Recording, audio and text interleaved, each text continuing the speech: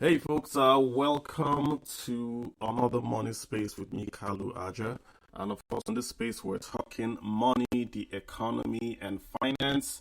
We're here every Sunday, 7 p.m. We want to make you a better investor, a better citizen with more information about these topics that swirl around you to do with money. That's what we're here to do every week. This week, we've got an interesting topic. We're talking about VAT, value added taxes, but of course, discussion about taxes in general. And the question is there, should VAT be shared? And also fiscal federalism issues in Nigeria. We just want to talk around those taxes and see how we can connect those taxes back to our own individual balance sheet. And of course, how the nation can progress if we share VAT or don't share VAT, or if we discuss fiscal federalism issues. Now, let's start off with this, just a bit of a history and background. The problem I feel personally with Nigeria is that Nigeria is maybe operating, we started to do the alphabet and we started to count from maybe letter M, not from A, not from B, not from C. We just went to letter M or letter P and we just started counting from there. The structure of Nigeria, the way Nigeria is set up, is not designed for growth. So you might have a road here, you might have a bridge here, you might have, this new policy passed, but the very structure itself is trying to adopt itself, or the laws are trying to adopt themselves to a structure that is deficient. And until you try to fix the structure of Nigeria, you really can't get transformational growth. You can't double your GDP or maintain GDP of like 6-7% for decades. Nigeria was doing 6-7% GDP before 2014. Now we're no longer doing that GDP. The same nation, same people, same oil. Our GDP has gone in half from then 500 to about 200. Now we understand we're doing about $800 billion way back in 2014, and now we're about 300. Same nation, right? No big recession, but what's happening? I feel it's because we don't yet have a governing structure, a governing way of doing business and creating wealth. So once things happen, someone can come, you can come in, and when you have a bad policy, it takes nation back. That's really what's going on in Nigeria, and you see it in your state, in your state as well. If you come from a state that had a fantastic governor, your governor was fantastic, it was building infrastructure, and then for 8 years you had a wonderful administration, you had your roads were fixed, your water was running, schools were properly funded, teachers were happy. Then you get a guy that isn't as popular or isn't as competent as the past governor. Then suddenly the whole state just goes into disrepair. Nothing happens. And there are many states like this in Nigeria. Look at Cross River. Cross River went from Tinapa, We used to hear the Calabar carnivals. Every year, everyone in Nigeria goes to the Calabar carnivals. Now we don't hear a lot about Cross River the same way. And there are also positive examples. I went to Akwa Ibom when the former governor was there, Atta was there. Nothing was happening there. I went when Akpabio was there. A lot of change had occurred. So we tend to move on the whims and caprices of the individual in power. Same thing in Nigeria. If you look at 1999 all the way till say 20, let's just say when President Buhari left, you see the GDP of Nigeria just going up steadily. Obasanjo inherited zero, right? And he grew the GDP, he paid down the debt, he did a lot of reforms, and he handed over to Yar'Adua. Yar'Adua also, sort of held the ship together, handed over to Goodluck Jonathan. Jonathan took the GDP to the richest Nigerians have ever been, has been in 2014. Since Nigeria was created, the richest we've ever been. And I mentioned this by the GDP per capita, 2014. So what happened from 2014 that our GDP went in half and our poverty levels went up? Because we changed policies.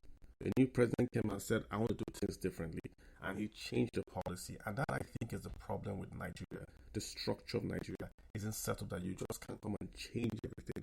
Look at America. No matter who's going to win the next election, Democrat, Republican, Social Democrat, it doesn't matter who's going to win the next election. The buses are going to run on time.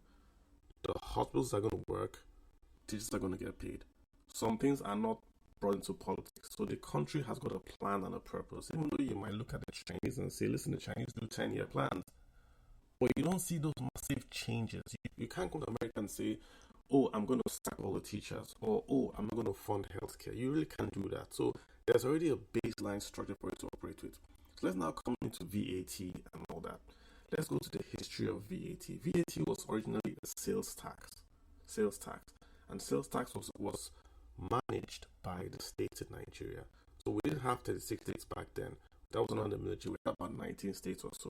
And each state had its own sales tax. And those taxes went from 2% to even 10%. So every state had its own sales tax. Lagos could be 5, Enugu could be 2, and all that. Then the military government said, listen, we're going to create this new thing called VAT. It was a new rate back then, 2003. It was a new rate. We then went to VAT because it's easier to administer.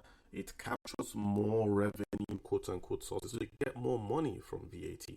So Nigeria transited from sales tax to a VAT, value-added taxation. And when we did that transition, what we then did was that we took the power away from the states and we took it to the federal government. So sales tax was done by the states. VAT is done by the federal. The federal government collects VAT through the Federal Inland Revenue Service, and the federal government then shares that VAT back to the states.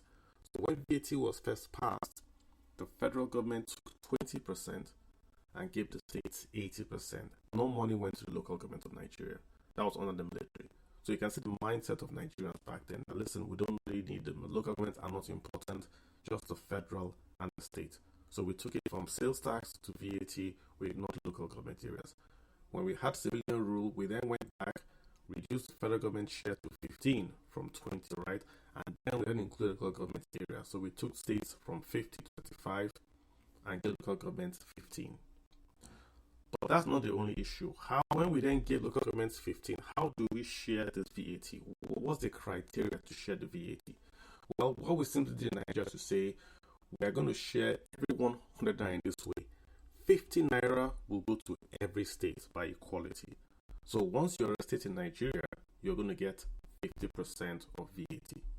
That's simple. So once you create a new state in Nigeria, that state gets a 50% share of the VAT pool.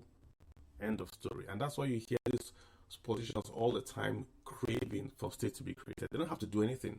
You don't have to justify the state being created. Just create the state, and the state gets 50% of VAT collected through equality. And in the past, population got 30%. So 50% equality, 30% from population. That's already 80%. So essentially, if you are a state and you've got population, you don't need to do anything else in Nigeria. You simply get 80% of whatever pooled money has been created in whatever state. So if I'm from a large population state, I focus more on the centers than on foreign direct investments. That's what I do, because if I have a large population, I'm already going to get 50% via equality and I get 30% from via population. Then of course I get the remaining 20% from derivation, which means if I create wealth, I retain that wealth 20%. So that's what we had from when VAT was reformed till this year. This year, President Tinubu said he wanted to reform tax in Nigeria. If you look at his first proposal that he brought out, President Tinubu said he wanted to take VAT from 50% equality to 60% derivation. 60% derivation. That's when you saw all hell broke loose. You saw the governors come out and say, no, we can accept this. We have to go back to where we were before. This was a big pushback. That's where you saw the tax reform sort of stalled. I had to go back. And when we came back, what did we agree? President Tinubu now agreed to then make equality, retain it at 50%, so no change there. Then he flipped the rules, so population now went down to 20, and derivation now went up to 30. In derivation, we'll change it to say that if derivation is going to be based on consumption, not on location, which means if you are using an MTN phone, for instance, you pay the VAT where you use the phone, not where MTN is headquartered. So that's a bit of a change there. But you can see where Tinubu was going to. He wanted to incentivize the states to create wealth. Because when you create wealth, you can then retain more of the wealth. If you simply share money based on population and equality, then no one's going to be incentivized to create wealth. Which now goes to our question, should VAT be shared? The point we're asking is simply this. If you need to create wealth if you have 5 kids and you want to create wealth for your kids, do you tell those kids that whatever they score in school, whatever homework they do, they will all get equal share? Or would you say whoever comes first will get a new game, or whoever comes first will get a new bicycle? That's how you incentivize your own kids. When Nigeria tells states, 36 states or 35 states, and says, it doesn't matter what you do, you're going to get a share of revenues 50% one time.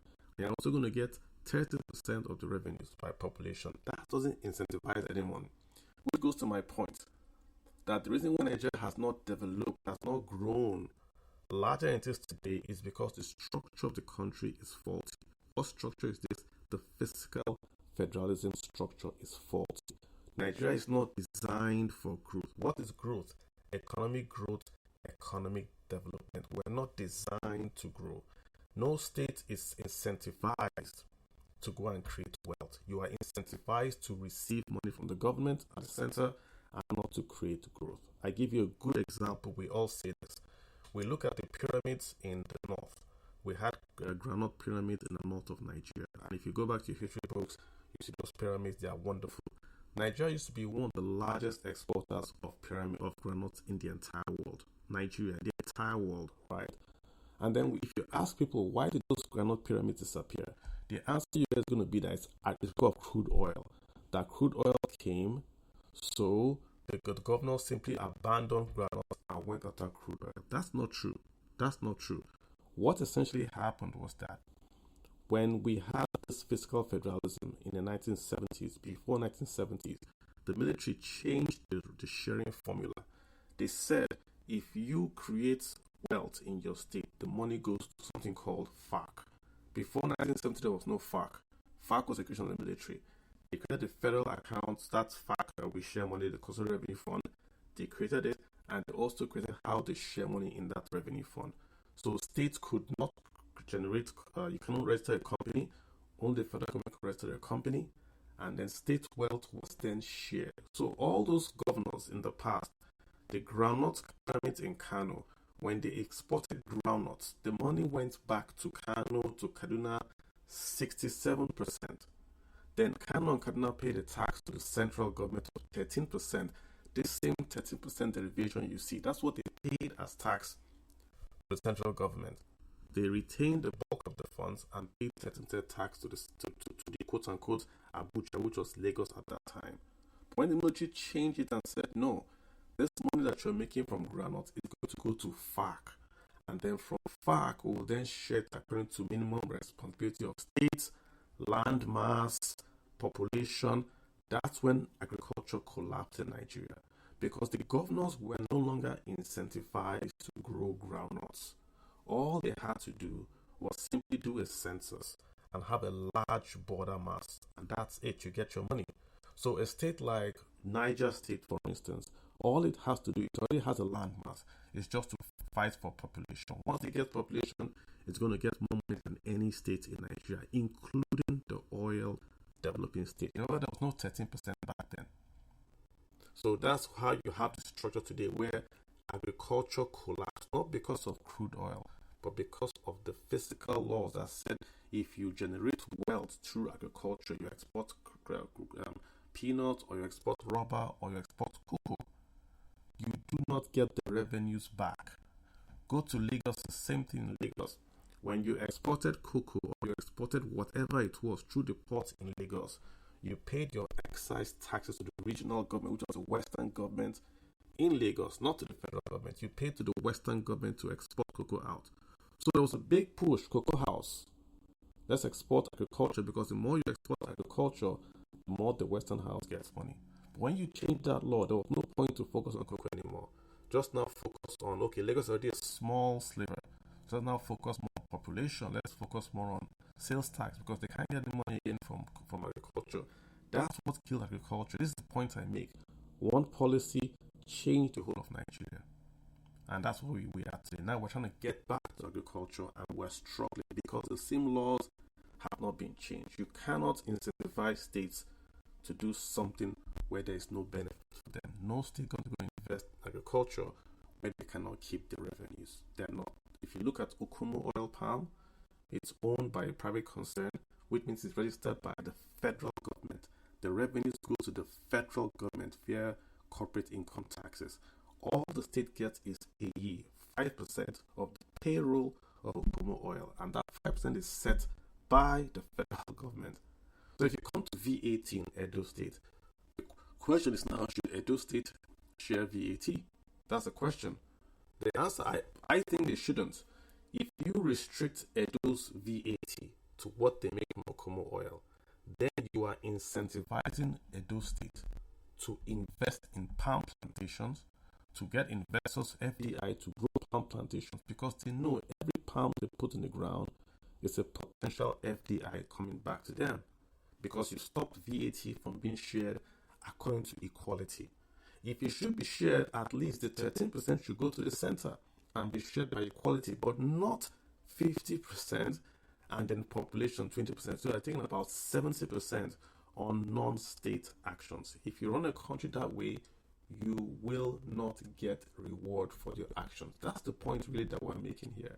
So it looks like just a VAT issue, but it's really a fiscal federalism issue, and we're turning to long-term development. And you can check my record, go back and look at the past, right? And ask yourself, when did Nigeria's growth start to stall? When we passed all the VAT, when we passed all the FARC, when the military took over the power of taxation, of representation from the people and took it to the center, that's when we started to look at oil.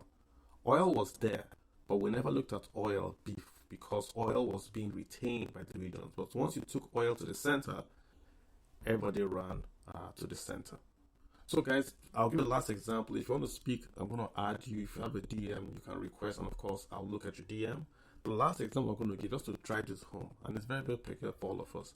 If you look at the federal government, look at what's the most important thing the government can give you today. It's going to be primary education. It's going to be healthcare, primary healthcare. So education and healthcare at the primary level. Let me give you a stat. There are more primary school students than secondary school students and university students combined. Who does this constitution say should manage primary schools? It's the local government area. So, but what funds do we give local governments in Nigeria? We give them, that's the 15% of VAT. If you look at VAT, look at FARC, the local governments get less than the states. Remember what I said, when we first of all passed VAT, local governments got 0, state got 80, federal government got 20. So we've never looked at local government areas as a revenue for us to grow the economy, but the constitution gave them primary education and primary healthcare to take care. So how do you grow an economy where you say that the primary healthcare, primary education should be managed by the local government, but local governments really have no funding? This is the structure I speak of. So who funds primary schools in Nigeria? States and the federal government. So you see ASU going on strike. That's the tertiary education. But the primary guys should be the local government. The taxation should remain at the local level, which means VAT is supposed to be a local government taxation to support the primary education, to support the primary healthcare at the local level. That's what you're retaining the funds for. Not just the local governments have money, but so they can do what's in the constitution, the primary education, the primary healthcare. That's the whole idea. But we'll flip it around. The money has gone to the federal, but the federal has no rules. The federal government is not in charge of education in Nigeria. It's not. It might have a Ministry of Education, but they do not have that rule. The federal government does not run education in Nigeria. It's supposed to be the local governments and the states. And this is the point where I'm talking that the tax issues do not align with the growth. You cannot grow the economy without students that are trained. And if you cannot grow the economy by not funding it. So if you look at every 100 naira budget, we're saying only 15% is going to go to local government areas, and local government areas are the ones that are set up for primary education and primary health care. This goes back to the point I make. The structure is off. Because the structure is off, that's why we do not develop. Because the structure is off. Right, I think I've spoken to enough. So you guys have the floor. Please request to speak if you have a counter view to what I've said. I already have your tweet here on DM. Yes, just a quick one. Yes, when VAT, just to answer Mr. Edward, yes, the military government passed VAT, correct. And the first one they passed was 80% to the federal government, sorry, 80% to the states and to the federal government. Local governments were not added in the first passage of VAT. They were not, because that was passed under the military regime. Local governments only came in when the civilians passed democracy and then changed it to reflect the constitution and added local governments as a third tier of office. Hence, local governments got that 15%. But the very, very first one that was passed, local governments were not included. So that's just to correct that, Mr. Edward. Yes, there was no local government. It was the military. There were local governments, but they were not. It was the military regime, and then that was corrected. Yep. So great. So yes, glad I got to that. I have access to. You can share that with me, and I will read that after the space. Thank you, Justin. Um, yes, primary schools and primary healthcare are the responsibility of local governments in Nigeria, not states, not federal. The state and the federal support with funding, with policies, with guidelines, but the constitution is rather clear on who is in charge of the funding and the administration of primary schools and primary health cares in Nigeria. General hospitals are more of a state thing. They are more specialists. They are more, at the capitals. They are bigger institutions. But all our local government areas, we all come from local government areas. We should have a primary health care or care centers all across local government areas. And these are supposed to be funded by the local government taxes. In Nigeria, the local government taxes are like marriage, slaughter, slab, things like that. You can't fund education with those sort of revenue heads. The whole idea of VAT, because we copied VAT, the whole idea of VAT is supposed to be a local thing. It's supposed to be a sales tax thing. Remember, when we had sales taxes, it was a state thing, not a federal thing. It was the state thing. So yes, I'm hearing you. I'm just reading the messages, guys. Someone is asking here, but that would mean we have 35 different state taxes for each state. Yes, that's what it would mean. And there is no problem with having 35 separate taxes in a nation. Even if you have 100, why? Because you are doing your business in one location. You are doing business in one location. It doesn't matter if you cross state lines. If you are, let's say you are Coca-Cola and you do your business in 774 local government areas, you are paying sales tax in those local government areas. That's where you are paying your sales tax at. You will pay the sales tax at the point of sales. If it's a VAT, it's the final consumer paying at the point of consumption. It doesn't matter if there's one tax rate or 100 tax rates. Whoever is invoicing is only going to use one tax rate. So the point is, when you go to say Bauchi, they're not going to ask you, are you from Bauchi or are you from Abia? They're simply going to invoice you based on the location of that POS machine in Bauchi. So whether there's 100 tax rate, doesn't really matter. Where are you buying or where are you consuming? And let's go to the bigger point here, which I was going to get into if you guys are there to ask those questions. Look at the bigger point. If you have an economy where you have states that have established advantages, if you look at Nigeria, you have the coast of Nigeria. All the states on the coast of Nigeria have an advantage because they can have ports. Dangote is building a port in Ogun State. So Ogun State in the next 10 years is going to have a huge advantage over a state like Niger, or a state like Yobe, or a state like Ebonyi that has no ports. So what you do is that if you are a Ebonyi state, you want to build an economy to attract Dangote to come to your state. How do you attract Dangote? You say, Dangote, if you come to my state, I'll give you 1% taxes to pay. So my VAT will be 1% in Ebonyi. My PAYE will be 1% in Ebonyi. Dangote is already paying 5% taxes in Ogun or Lagos or whatever. So he will consider siting a factory in a Ebonyi because his tax base will be lower. That's the advantage you have. But if the government says everyone should have the same tax rate, i.e., the same PE of 5%, the same corporate income tax rate of 30%, then there is no advantage that Ebonyi can give Dangote. Why would Dangote go to Ebonyi that has no port, that has no resources, when he will pay the same tax rate in Ebonyi and Yobe that he will also pay in Lagos? He might as well stay in Ogun State near his port and pay the same fees. So the taxes are supposed to be to the states a negotiating tool to go with, to go to talk to the manufacturer and say, listen, if you come to my state, I am able to give you this incentive to come to my state, which is exactly what happened to the United States.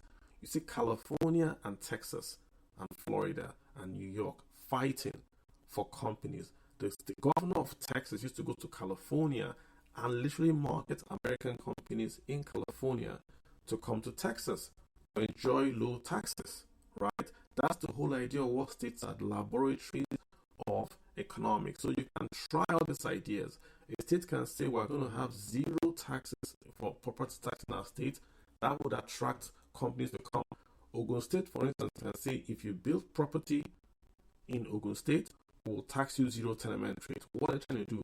They are trying to get tenants in Lagos to come to Ogun State and build in Ogun and not in Lagos. And that's where you have the connectivity. You cannot have the same tax rate because it's a negative on the states that have no other attributes apart from taxation.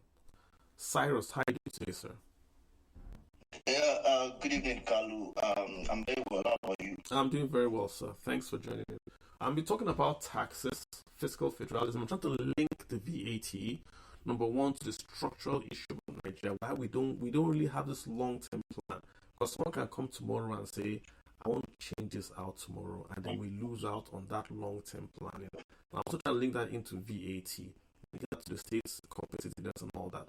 What's your take, Cyrus? Absolutely. I've been listening since, and I completely agree with almost everything you said, because if there's anything that is wrong with the way we set our economy, and if you ask me, I think our government or the leadership of our government are putting the cart before the horse, especially with this our tax reform thing. And sometimes we just dabble and try to just, tweak things, but we are not looking at things from a bigger picture. Because if we really want to solve Nigeria's economic issue, these are the kind of things that we need to be exploring. These are the kind of issues. And like you said, some state bargaining chip would be their taxation. Not only VAT. VAT is 7.5% across board. The same thing goes with PE. Right? The same thing goes with company income tax, which is taken by the federal government. The same thing goes with import duties for state that collect import. So all across board, there's a unified tax under the assumption that the cost of doing businesses in every state is similar, which is not the case. Which is not the case. Even the comparison of what a state has in terms of, what I call it, indigenous advantage, is different from what the other state has, right?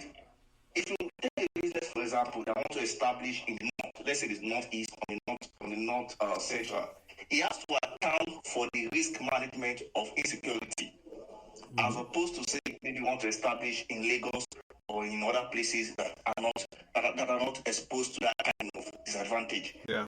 So when you have that kind of scenario, and you don't have anything that makes you, comparatively attractive to investors, then you have a problem.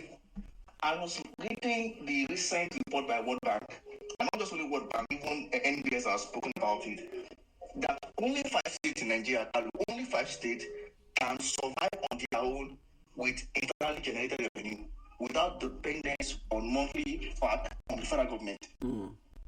That is how bad, that is how, not only bad, it means that those states themselves are not even They are just dependent on whatever it is given to them. Some states are so worse off that they don't even earn anything internally by themselves. And you'll be surprised on the state that you find there. Not to mention names, because these are still have been around for a while. Yeah, so but these are Cyrus, can they even? I mean, we always hear this issue where we say the states can survive without on IGR, but the IGR is really tied back to crude oil. It's still tied back in one way or the other. If you say Delta, for instance, well, that's one of the states. Delta's IGR is from crude oil. So if anything happens to crude oil, can Delta State survive? I don't think they can. So that argument that World Bank even makes is even saying without diversification, just if they keep on selling crude oil, those 5 states have IGR. Is IGR from a tax on crude oil? Still one source. Just making that clarification. Absolutely, I agree with you. But even with crude oil, some states, as we speak, cannot survive without the federal government, without federal government allocation. So they don't earn anything per se. If you look at a state like Lagos, for example, Lagos IGR about 60% comes from the company, the individual tax, the PE, right? Which you said could be linked to oil. Absolutely, absolutely. But about 30% of it comes from good taxes, right? And other taxes that they get from within the state and other things like that. They also get other, small taxes like LI, but that's true. But they can actually, still fund certain projects, certain amenities, certain things that if you compare, let's say, a state like, I don't want to name state, but a state like Yobe. Yobe is not getting anything internally. Yeah, that's true. It's all fact. So this issue of fiscal federalism, until we start, and you say people start advocating for more states in the country, then you ask yourself, how many states in Nigeria are fiscally feasible in terms of their existence? In the first place, how many states can have any kind of fiscal structure that can make them state-worthy? Now to add to what you said about VAT, PE, CIT, and every other taxes that are collected locally within the state should be based on what the state economic position, economic status, and economic growth is.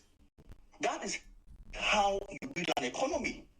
If you look at a state like Delaware in the US, they don't have any sales tax. And you see all these state companies going there to build, to build their companies, because they could take advantage of that compared to other states that have those things. So if you really want a serious reform, it should go beyond just sharing formula and more about decentralizing the rate itself. That would target how government themselves or how the state government themselves approach the whole thing. So that I feel like this is a very, very important subject, and it's so interesting that we don't even bring it to fore in most of our economic conversation, because all we care about is how much my own state is getting. That's where we come from. We say, how much my state getting, my state must get, and that's what the fight was about. Remember, during the tax reform debate, the fight was about the system or the structure or the incentive is going to create. It's about how much will I get at the end of the day? What is the bottom line? If it does not help me in getting more money, which I'm going to spend on SUVs and medical tourism, I'm not interested in it.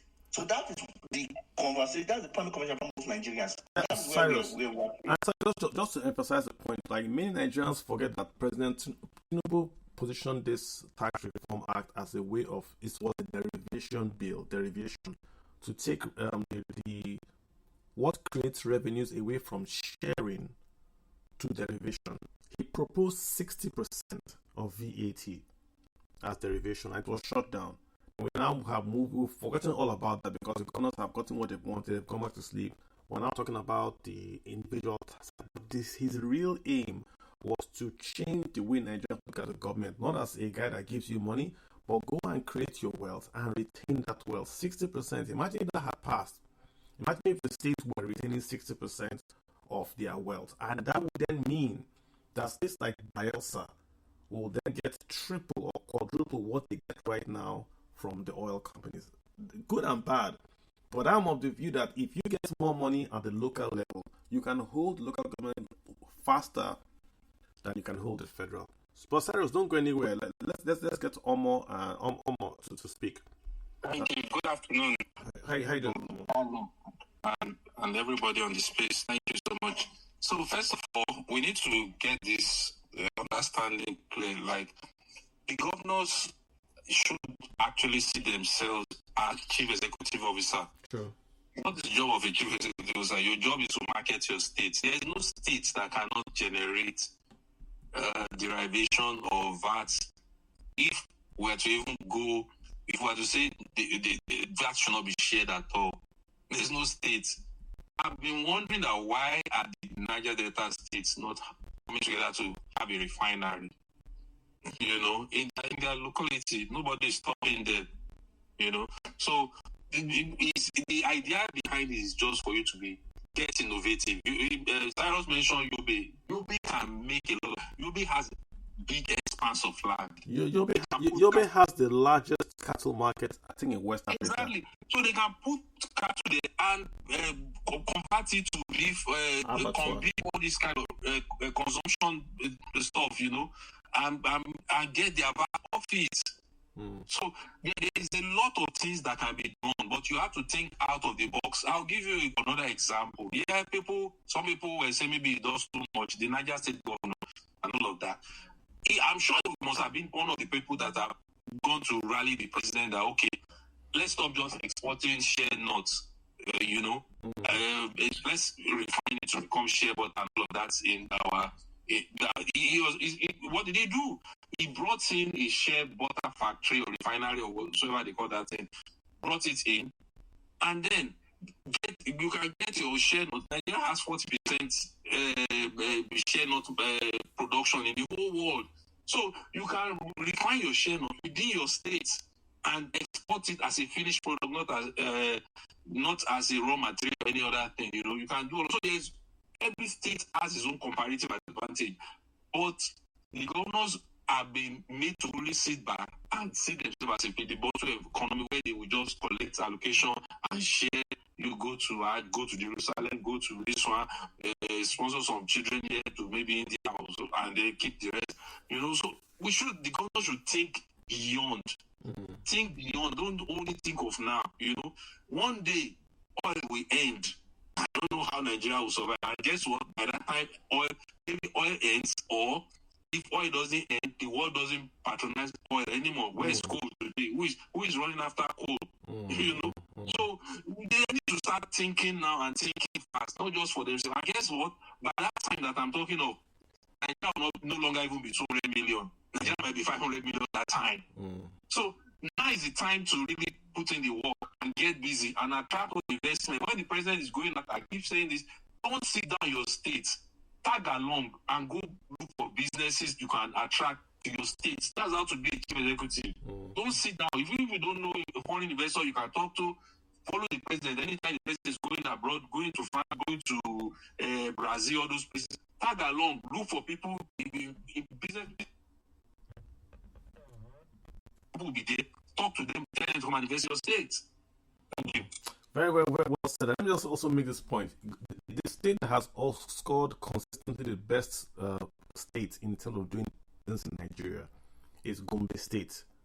Gombe State has got the best numbers in terms of doing business. That means the policies, their guidelines, how you can get permits and all that are the best in Nigeria. But again, the government of Gombe has done theirs. Why would Dangote go to Gombe if it's going to still pay 5% PAYE, 30% PIT if it goes to any other state? So that's, again, when the states have even done this, the government is not incentivizing creativity of the state governors. So Calabar is a big example. Cross River, is a big example. If you go out and you try to change the economy of your state, you're actually taking a risk in Nigeria. It's better to just sit down quietly and do the simple things like building a shop, right? Cross River tried to build a tinapa and they got burnt. But those that built shop right didn't get burnt. And that's the The bad thing with Nigeria that when you take that risk, the government doesn't go with you, they don't support you. They penalize you for taking risk, and that's why the country isn't growing, in my view. Okay, hi. Thank you, Omar. Thank you very much. Fine, thank you. I'm really enjoying this conversation. I remember sometime, I think 2-3 years ago, there was a case in court in River State, and the federal government concerning this VAT of it. Yeah. So I think part of the final judgment of the case was that the state government actually won in courts that VAT for certain VAT on certain products fell within the jurisdiction of the state. So I want to know, how is that possible when in the constitution it is federal? No, it's not. It's not. I think if I recall, the judgment was that the courts agreed that, look at what the River State was saying. River State said that there is nowhere in the FIRS laws that allow them to collect VAT. And they are right. There's nowhere then in the FIRS laws that allow them to collect VAT. So, but when they didn't go to court, they actually sought. They stopped the case, and they were talking out of court because the FIRS is just a collector. That was they will collect for you and they will share. But the River State said there is nowhere in your act that says you can collect VAT, and they were right. But the case sort of was paused. And there's also nowhere in the constitution that says that VAT is because by FIRS or from nowhere. So VAT is basically there. It's a consumption tax. It's collected and it's shared. It's just a sharing formula. That's by FARC. So it's not the sharing formula. It's not in the constitution. It just says VAT is there, but it's the FARC that shares the sharing formula, which is federal 10, states 50, local governments. What am I saying? 15, 35, 15. That's how it's done, right? 15, 50, 35, 15, yeah. Jeez, I got to look this up. Yeah. Actually, the case is still in the Supreme Court. It's still there. I don't think they have. It's not going to go anywhere. Because if that case goes to judgment, back then, look at the politics of it. It was Mr. Buhari versus Mr. Wike. And of course, Mr. Wike was interested in getting the revenues back to the center. Back to the state from the center. Now, Mr. Wike is in the center. So, of course, he's interested in getting the revenues to the center, away from the state. So, he has sort of piped low on that. And nothing's going to happen on that case because he's not going to bring that case up again. Mr. Tinubu is a strange person now. I know Mr. Tinubu wants the powers to go back to the regions and to the states, but he's the president. So he needs the revenues today to stay in the center, to help him accomplish most of his gains. But I know his DNA, he's a devolutionist. He wants powers, fiscal powers, to go back to the regions and states. So I suspect before he leaves office, something will happen in terms of that. Something will happen. They've shut him down on the tax reform. Maybe he'll look for that way. I don't think leaving office without making derivation a bigger push. I mean, it doesn't make any sense. Look at Lagos. I saw a video the other day of the National Stadium in Lagos. It's a pigsty now. That's an asset. Lagos has that asset. You go to the Ikoyi, the federal state commerce is in Ikoyi. No matter what we talk about, the policies about those projects, they are in Lagos State. Lagos State should get a special fund to take care of federal assets because everybody goes to Lagos State. But they get less money than, say, Kano. Kano has 44 local governments. Lagos has about 20 something. So it's less money going to Lagos, but more responsibility going to Lagos. So VAT, if you understand the way it works, if I build a road and I build a hotel and I'm a state government, I get more VAT. If a road is bad, like Abia State fixed that road on Port Harcourt Road, when they fix that road, there is more trade on that road, there is more VAT on that road. So the incentive is that if you fix your road in the state, you're able to get more revenues. That's the whole that's where it concerns us, because the states want to get more revenues, so they fix more roads. But if you take away that power to retain that VAT, why would the state fix the road? Apart from maybe getting social media vibes, why would the state fix the road? There's no benefit from fixing roads in the state. That's where I'm going to with this. To just add one more thing to please go ahead. Oh, I didn't speak. I was okay. I was speaking. Yeah, so what I wanted to add was, let us backtrack to the proposed VAT sharing that Mr. President brought up. The point most of the northern governors that were objecting to it were raising as a day was that the exemptions from VAT, like it so happened that the goods that they are efficient at producing, the goods they produce in mass are exempted from VAT. So if they allow the derivation to go, it means they will be issuing themselves in the food because they mostly produce agricultural products, and most of these products are not processed, and those types of products fall on the exemption list. So why would anybody want to allow such a thing to pass when they know that what they are efficient is not on the VAT? Very fair point. Very, very, very fair point. So let's talk about this. Let's say Niger State makes what they make cassava, right? Niger State cassava. So yes, if you sell cassava, food is VAT free, but the processing of the cassava is not VAT free. The processing. So if you have a cassava processing plant in Niger, the fuel that plant uses, the pay that plant uses, the additives they are making are also not VAT free. The exports from that plant also not VAT free. So the raw food itself that you sell in the restaurant is VAT free, but the processing to get that food is not VAT free. So he's actually helping them. He's saying, Niger State, if you make the cassava, add value added, add value to the cassava, then charge VAT. You can't charge VAT on the food, but you can charge VAT on cassava flour, on cassava, on ethanol. Cassava in China has given Nigeria nearly $1 billion contract to supply cassava chips. Nigeria couldn't supply. We couldn't supply. And that's valuable.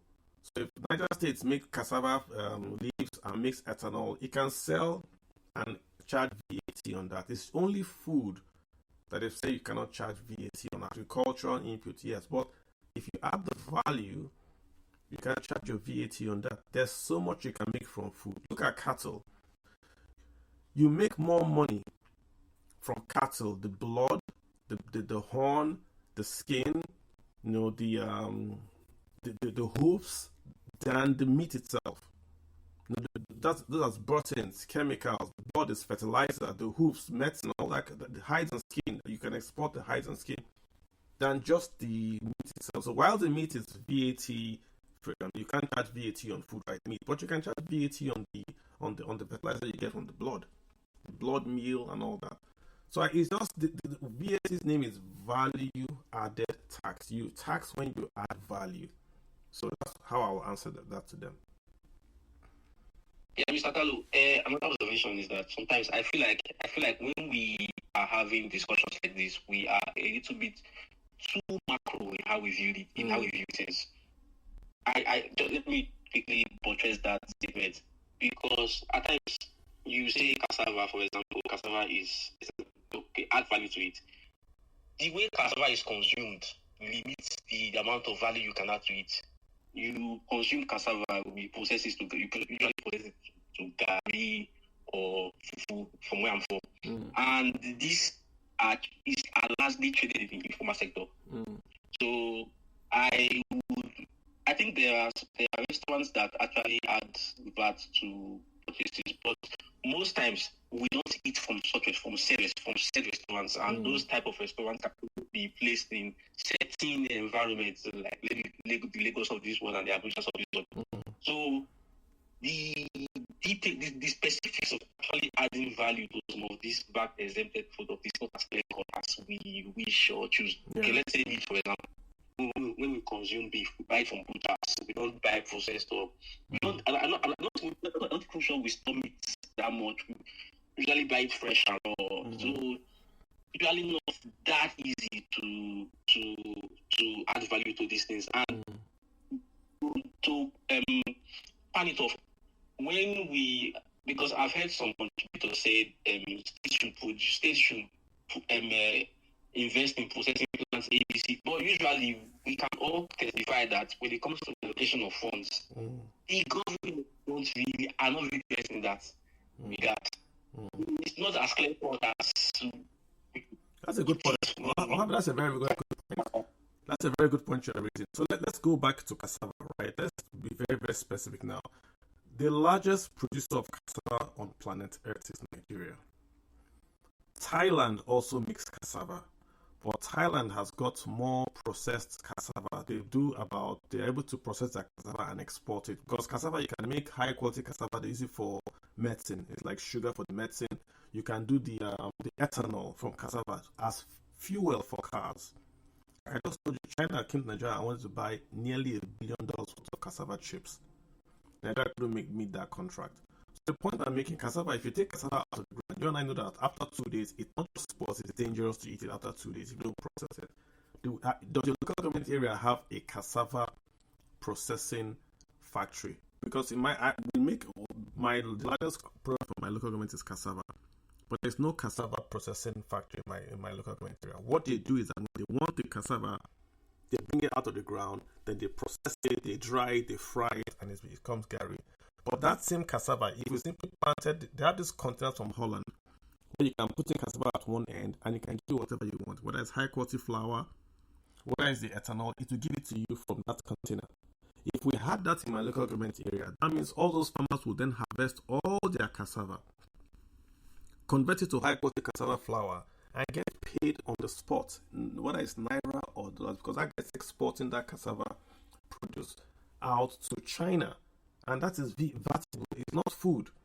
It's an industrial starch or an industrial product that he's making. There's a big plant in Nasarawa that does for this big food company. I forget their name. They have a cassava plant there. It's vatable there because it's not food. They're exporting the starch or the ethanol or whatever it is from there. That's the point I'm making.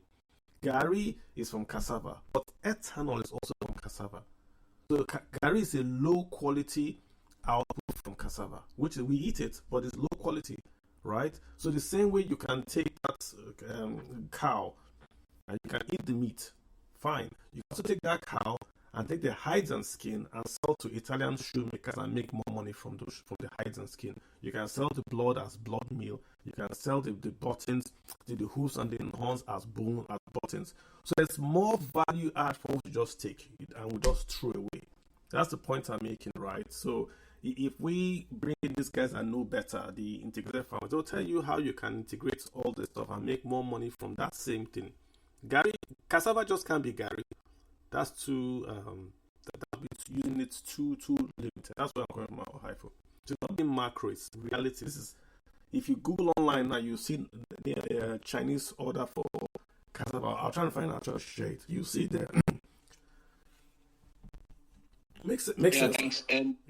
Okay. When you get no information to speak, just hang on. If you want to speak, of course you can speak. Let me get no information and then we'll circle back to you guys if you don't mind. No information, you are on the line, sir. Hello, go ahead. And I just get a quick message here. Carlo, just want to clarify this for me. Is there still sales tax or sales tax replaced VAT? VAT, value added tax, replaced the sales tax in Nigeria when it was passed way back in 2003. Some states, I know Lagos State in particular, went to court and I think Lagos State won. So if you're from Lagos State, you will see that your invoice, if you go and eat or you go to a hotel, you see it has sales tax on your receipt. So Lagos actually went to court. I think they won that case that they were allowed to charge sales tax. I don't know if all other states are, which if they won that case, that means other states can. So will it be double taxation? Yes. But that's really how governments work. Anywhere you go to, you might find federal, state, and even local taxes. But the point is we can't say because of that, we then allow the federal to set not just the rates, but the collection of taxes. I don't think it's right. You can't empower local governments to do primary education and they don't give them the tax revenues to do it. Something's going to suffer and it's going to be us in the end suffering. Just to clarify that message from you, sir. Yeah, Cyrus, go ahead. Yeah, Kalu, Lagos has a 5% sales tax. And I think other states like Rivers and others like that, they have that kind of tax. Some states even have what they call consumption tax for some reason. Some states have some taxes for, like, if you use like maybe I think luxury goods, hotel, if you restaurant, for example, all those kind of things, like depending on what you do in the state, they still find a way to collect those sales tax from you, locally, including VAT. So if you check your invoice, you'll see that there's VAT, there's some service tax that they collect from you that belongs to the state and other things like that. One of the things that Lagos have affected in his own local administration of tax is the road taxes.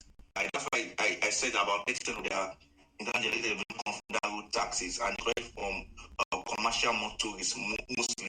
So they and that signal the point of multiple taxation. There was this thing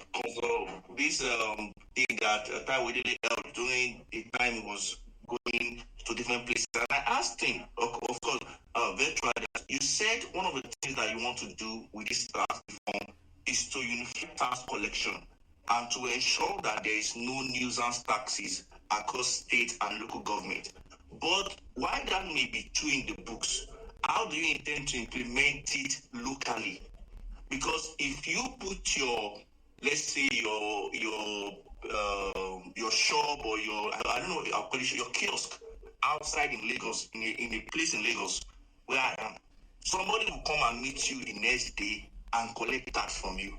If you are a barber in Lagos, you put a post out there that come and hear something like you and put there, they'll charge. During that station was increase in VAT for the next 2 years. That was the proposal. That was the original proposal that VAT is going to increase to 10%, then 15% in the next 2 years by 2027, 2028. So I now asked him, how do you intend to implement locally those laws that you say these guys, because VAT has now increased, how do you intend to implement the law that say you can no longer collect tax from the market women, from the traders, from the motorists, from the the local shop owners and whatnot?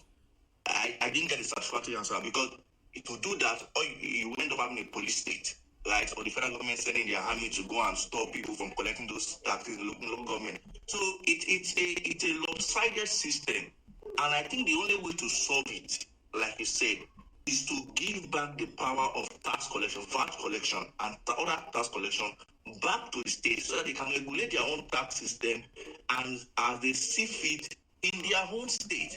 Every state have different economic activity that drives them, different economic demand, different incentive, different climate. And the state themselves can decide with the local government, this is how we are going to administer this tax, and it's going to affect our people. Even the VAT we are talking about 30% of that VAT come from import VAT, right? So others come from like manufacturing, finance, and other places, telecommunication and whatnot. But about a huge chunk of it comes from import VAT itself. And that import VAT, of course, they say it belongs to the federal government. And some states do not have the power to administer import VAT.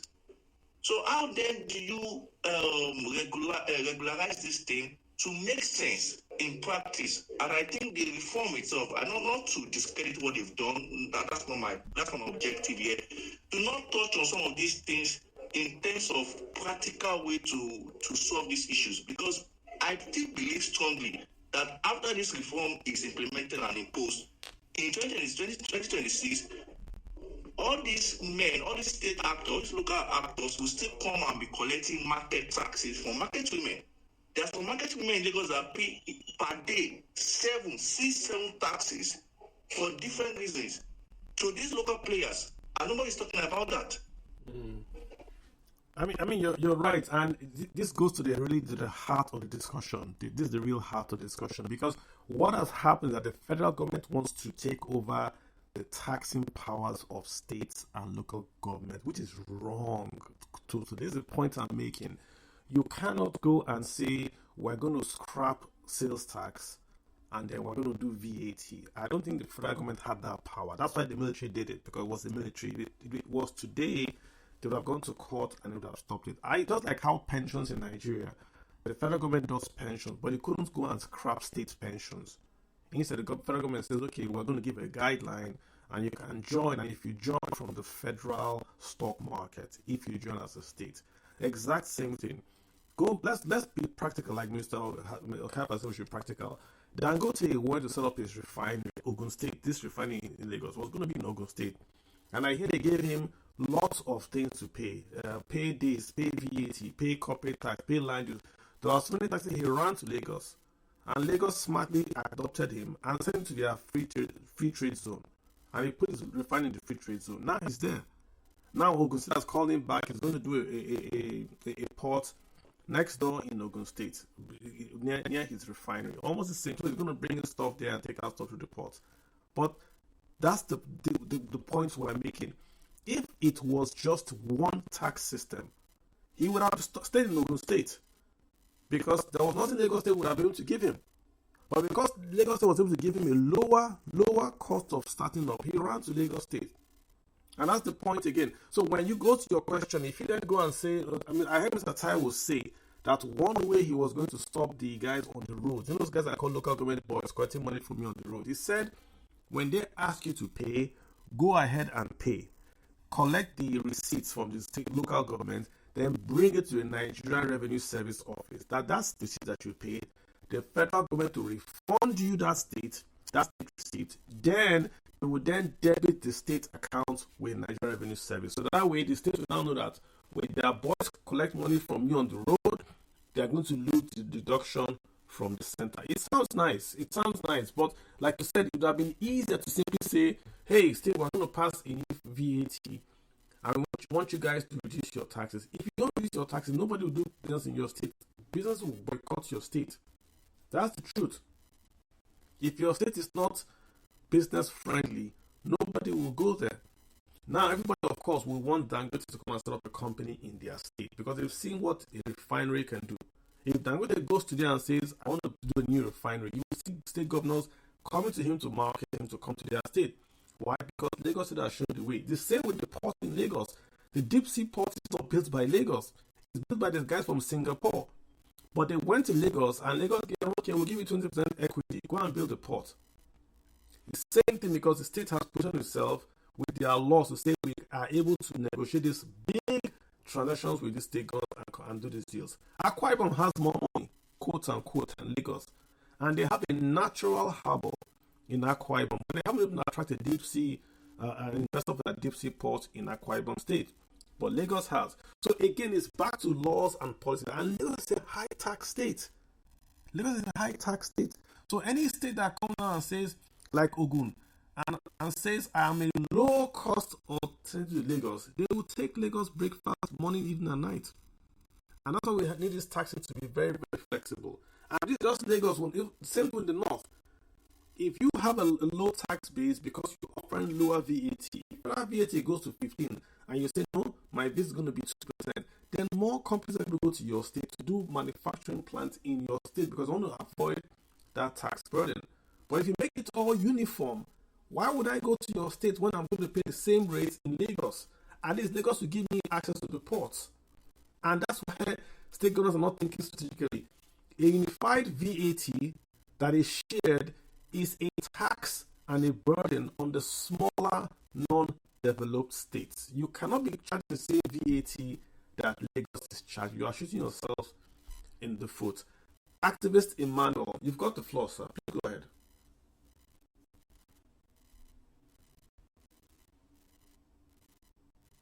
Emmanuel, you've got the floor. Okay, Emmanuel has some. With your hand was up, did you want to say anything, or I should move on? I got some DMs here too. Yeah. So what I'm thinking is that we could also be in a situation if the states are giving, if VAT goes to the states. Imagine a scenario where Lagos becomes the state that reduce their VAT to 2%. Fantastic. How do you compare that? You take yours to zero, or even give negative VAT. So if the state comes to your place, you pay them to come to your state. What are the states in America doing? Google announced in America years ago that we're going to put up a data center in America. All the state companies, there was a town in America that changed their name to Google. I tried Google to come to their state. They changed their name. Google it. The town changed their name to Google to attract data center to their state.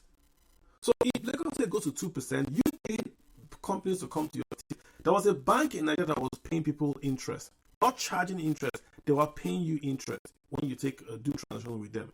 That was not Garden Express Bank. Yeah, it's failed now, but they were paying you because they were trying to compete and break out. So if you're in a small state, if you're in a state like Ebonyi, you have no port, you have no power, you have no railway, you have no international airport, you have nothing, and you are competing with Lagos. How do you compete?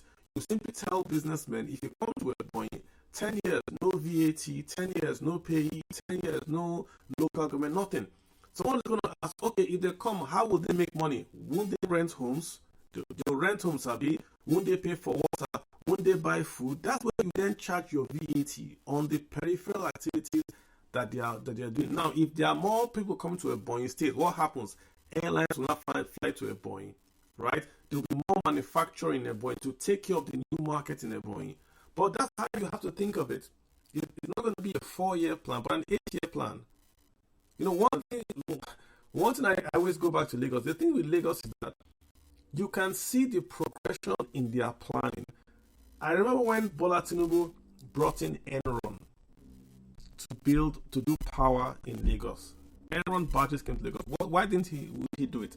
The federal government told him that any power that Enron will give to Lagos will first have to go to a national grid, then be shared, then will come back to Lagos. So Lagos will have done the donkey work of bringing an Enron barge to Lagos. The barge will then produce power on the coast of Lagos. But that power will first of all go to national grid. Maybe go to Ebonyi, go to Kwara, go to Niger, then to come to Lagos. Doesn't make any sense. So of course the whole deal went away, and that's what has happened. This is what I'm making. If you have tax laws that do not encourage growth and development, but only focus on IGR, you really can't have transformative growth. You can't ask states to you on Twitter. They'll say, face your local government area, face your governor. How can I face my governor when all they can have is 5% PE? Then IGR. Only the federal government can tax companies. Yeah, okay. Are we the same picture? Yeah, but further, just to show his partner in the works, VAT is one of the best sources of revenue for state governments. If it becomes a battle of cutting rates and undercutting each other, where will they get money from? I mean, it's the same way you salaries. So look at it in terms of the. I hear you. It's a good question because you are saying that's what we call in business. We call a loss leader. The most important thing in business is called market share, not profit. Market share is more important than profit. Let me ask you a question. If you were Lagos State, would you take a 10-year zero income on anything Dangote refinery for Dangote refinery to have come to Lagos State? Would you accept as a governor for the next 10 years Dangote will pay you zero, but the refinery will come to Lagos? Would you have said yes or no if that deal came to your table as a governor? What would you have said? 100% yes. Yeah, you are saying yes because you know that in the next 10 years, what you're going to get from having that factory in Lagos will make up for what you're going to lose. So yes, it still has got to be strategic. You've got 8 years as the governor, maybe 4 or 8 years, and while we go back to Lagos again, why Lagos has seemed to progress. Even look at Ogun State. Ogun State has a better economic argument because Ogun State is a cheaper alternative to Lagos. But why has Ogun State not developed the way Lagos has developed? Because they've not had this 16 or 24 years of the same government in power. Tinubu handed over to his successor, Fashola.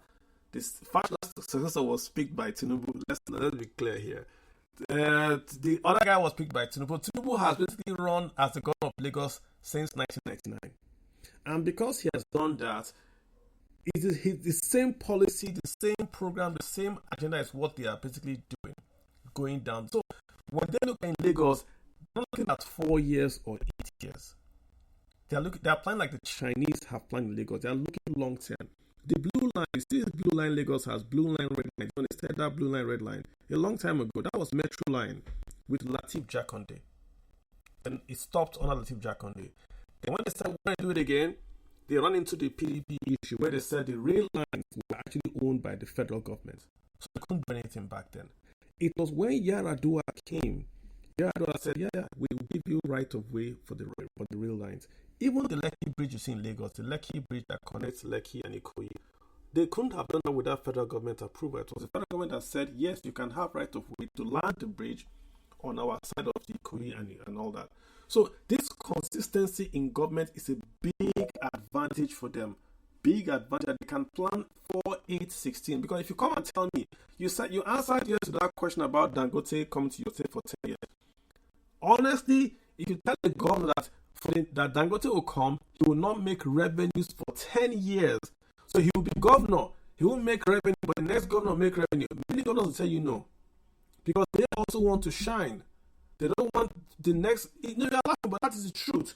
How many people will say, I will do the donkey walk, land Dangote refinery, then my successor after 8 years will shine with the revenues? That's what they will say. They'll tell Dangote, no, if you can't do 4 years, don't come. And that's what's happening in Nigeria. We don't think in terms of the long term. If you go to Pennsylvania, whether you're the governor you're a Democrat or the governor Republican, it's still the same economic plan they are chasing. Same with New York, same with Texas, same with, but here is the whims and caprice of the guy in the seat at the moment. That's one big factor where we are failing. And Namdi Chukwu, how you doing? Next. Hey, Carl, how you doing? Thank you. Doing very well, sir. It's a very interesting discussion. Just a quick point regarding your thinking on states competing. And, a gentleman made a good point. Well, how do you compete with Lagos State, for instance? And you say, well, take yours down to zero. And so there's a few implicit assumptions, right? That, yes, you're saying that there are other ancillary ways you can correct revenue and spark economic activity, etc., make up your potential revenues that way. And you often reference American markets and so on. So isn't there a lot of implicit... I guess my question is around this notion that states should be competing, but are you taking into consideration the stage of economic development Nigeria is and Nigerian states are in? You have to have a kind of level playing field or a starting playing field in order to kind of start. Effectively, I'm not entirely sure that we should be competing. There's something that needs to happen before you even start saying that states need to compete. So, for instance, I feel like cooperation and nationalization of certain resources and assets makes sense given the stage of economic development where we're in. Some of the poorer Nigerian states, given the responsibilities of the states, healthcare, education, etc., I'm not sure competition between states is the best way, notwithstanding kind of the political backdrop. So, to try and be succinct, I feel like there is a level of cooperation and nationalization of certain resources to give everybody certain revenues rather than go down the direction of competing, given the stage of economic development where we are at a macro level. Does that make sense? I think you bring up a good topic, a good point, and I hear where you're coming from. And that's, it's fair. You're not wrong. I hear you exactly. So my comeback is going to be this, right? It depends on what the state wants to do. If I am a progressive governor, and I have a state that has a lot of young people, and I want to create jobs for those young people, I need to bring the private sector into my state. The government can't do it. Now, if I want to bring the private sector, let's be specific. I'm from Abia State. Let's say I'm from Abia State. I need to bring a producer from Lagos or to Nigeria. The producer knows Lagos before he knows Abia. He knows Lagos because his bankers have a bank in Lagos. The ports are going to Lagos. So he knows Lagos before he knows Abia. The same way we know New York before we know Montana. Why would I go to Montana? Montana's got to make me a deal I can't refuse. If I go to Lagos, Lagos doesn't really need me.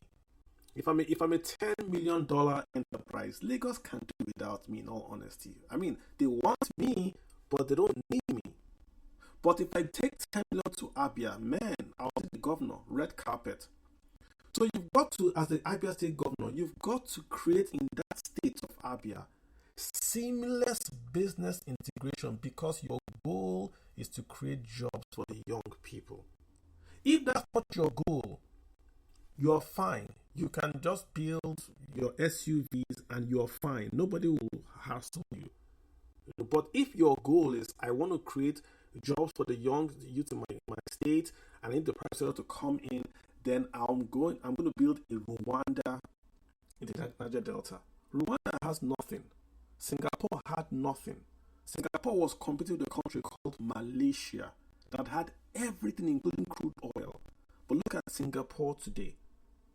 So we've got to say, what is the goal? What is the 20-25-year goal? What do you have in mind to compete with? When did China start to compete in the global stage? When 1979, China was still poorer than Nigeria. Nigerians were richer than the Chinese. As at 1979, the Chinese came to Nigeria to look at the overhead bridges in Lagos that Julius Berger had built, which are remarkable in the entire world. They couldn't go to where they were communists. They came to Nigeria, and I'm quoting James Wood. He's the chairman of Nigerian China what's it called, Business Forum. He said it. In China, they had bicycles.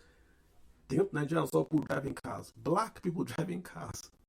So it depends on what you want to achieve really as a governor. There are many states in Nigeria that have no business having airport or good roads, but they have airports and good roads. I've been to all states in Nigeria, some more than twice. I went to Kwara under Saraki. Roads in the capital were excellent, no pothole whatsoever. I went to Akwa Ibom under Atta. Nothing was in Akwa Ibom under Atta. Nothing. Akpabio came, built everything. Julius Berger built everything in Akwa Ibom State. So it's what do you want to achieve? Even the southeast, some governors are joking, some governors are being very, very serious. It's what you want to achieve. If you want to have an economy of hotels and every weekend people fly into the city, meet with girls, go to the clubs, you can do that. If you want to build a manufacturing base where people come in, create wealth, it's your call. Like I said, Ogun State has more attributes today than Lagos, because they are Lagos in quote. Agbara and Lagos are almost the same place now, but Agbara is in Ogun State. So if Ogun State just says we are the cheap alternative to Lagos, all these housing estates that are built in Lagos, they are built in Lekki, Ogun can build them, connect them by speed rail to CMS, to Ikorodu, to Ikeja, and it's all over for Lagos real estate. They can do that. So now you're not wrong. It's just, what does the governor want to do? If he says he wants to compete with Lagos, it's possible. Delaware, we just heard Cyrus talk about Delaware. Why do we all rest the cops in Delaware? Why not in New York? They all have 50 state secretaries of state in America. 50. Why do we all go to Delaware? There's a reason why we all go there, right? Now, any comeback, or do you want to clarify anything? Yeah, no, your points are really well taken. I guess, and excuse me if I get a little bit high level here or philosophical or macro. It's just that, as I look at it, if we're making the assumption that we are this kind of one Nigeria until further notice, right? And there's this kind of thinking, we have to kind of put together our tax strategy, our economic development strategy with significant recognizance of where we are in terms of our stage of development. And at this stage of development, I don't know if states competing, because at the end of the day, competing denotes a zero-sum game, which is, if there are some states that are consistently outcompeted, what does that mean? That means that effectively that state is losers, impoverished, etc. Yeah. So I guess my encouragement is, because one of the things that I don't want to do, and I think we should shy away from, is to continue to emulate or use Western microeconomic models as a reference model, because those models, in my estimation, and the world shows it today, are not entirely feasible, and they have trade-off issues that I don't think align well with African culture.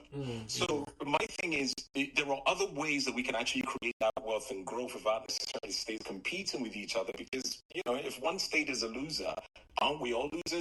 I think you're strong as your weakest link. True. So the idea is not necessarily to compete, but to find incentive structures that will allow all of us to come up at a certain rate. Yes, there should be allocations or incentive structures designed so the states can go fast in certain directions. But we have enough resources. There's enough for all of us to have a certain base, and then at a certain point create incentive structures for some states who have comparative advantages to push in that direction.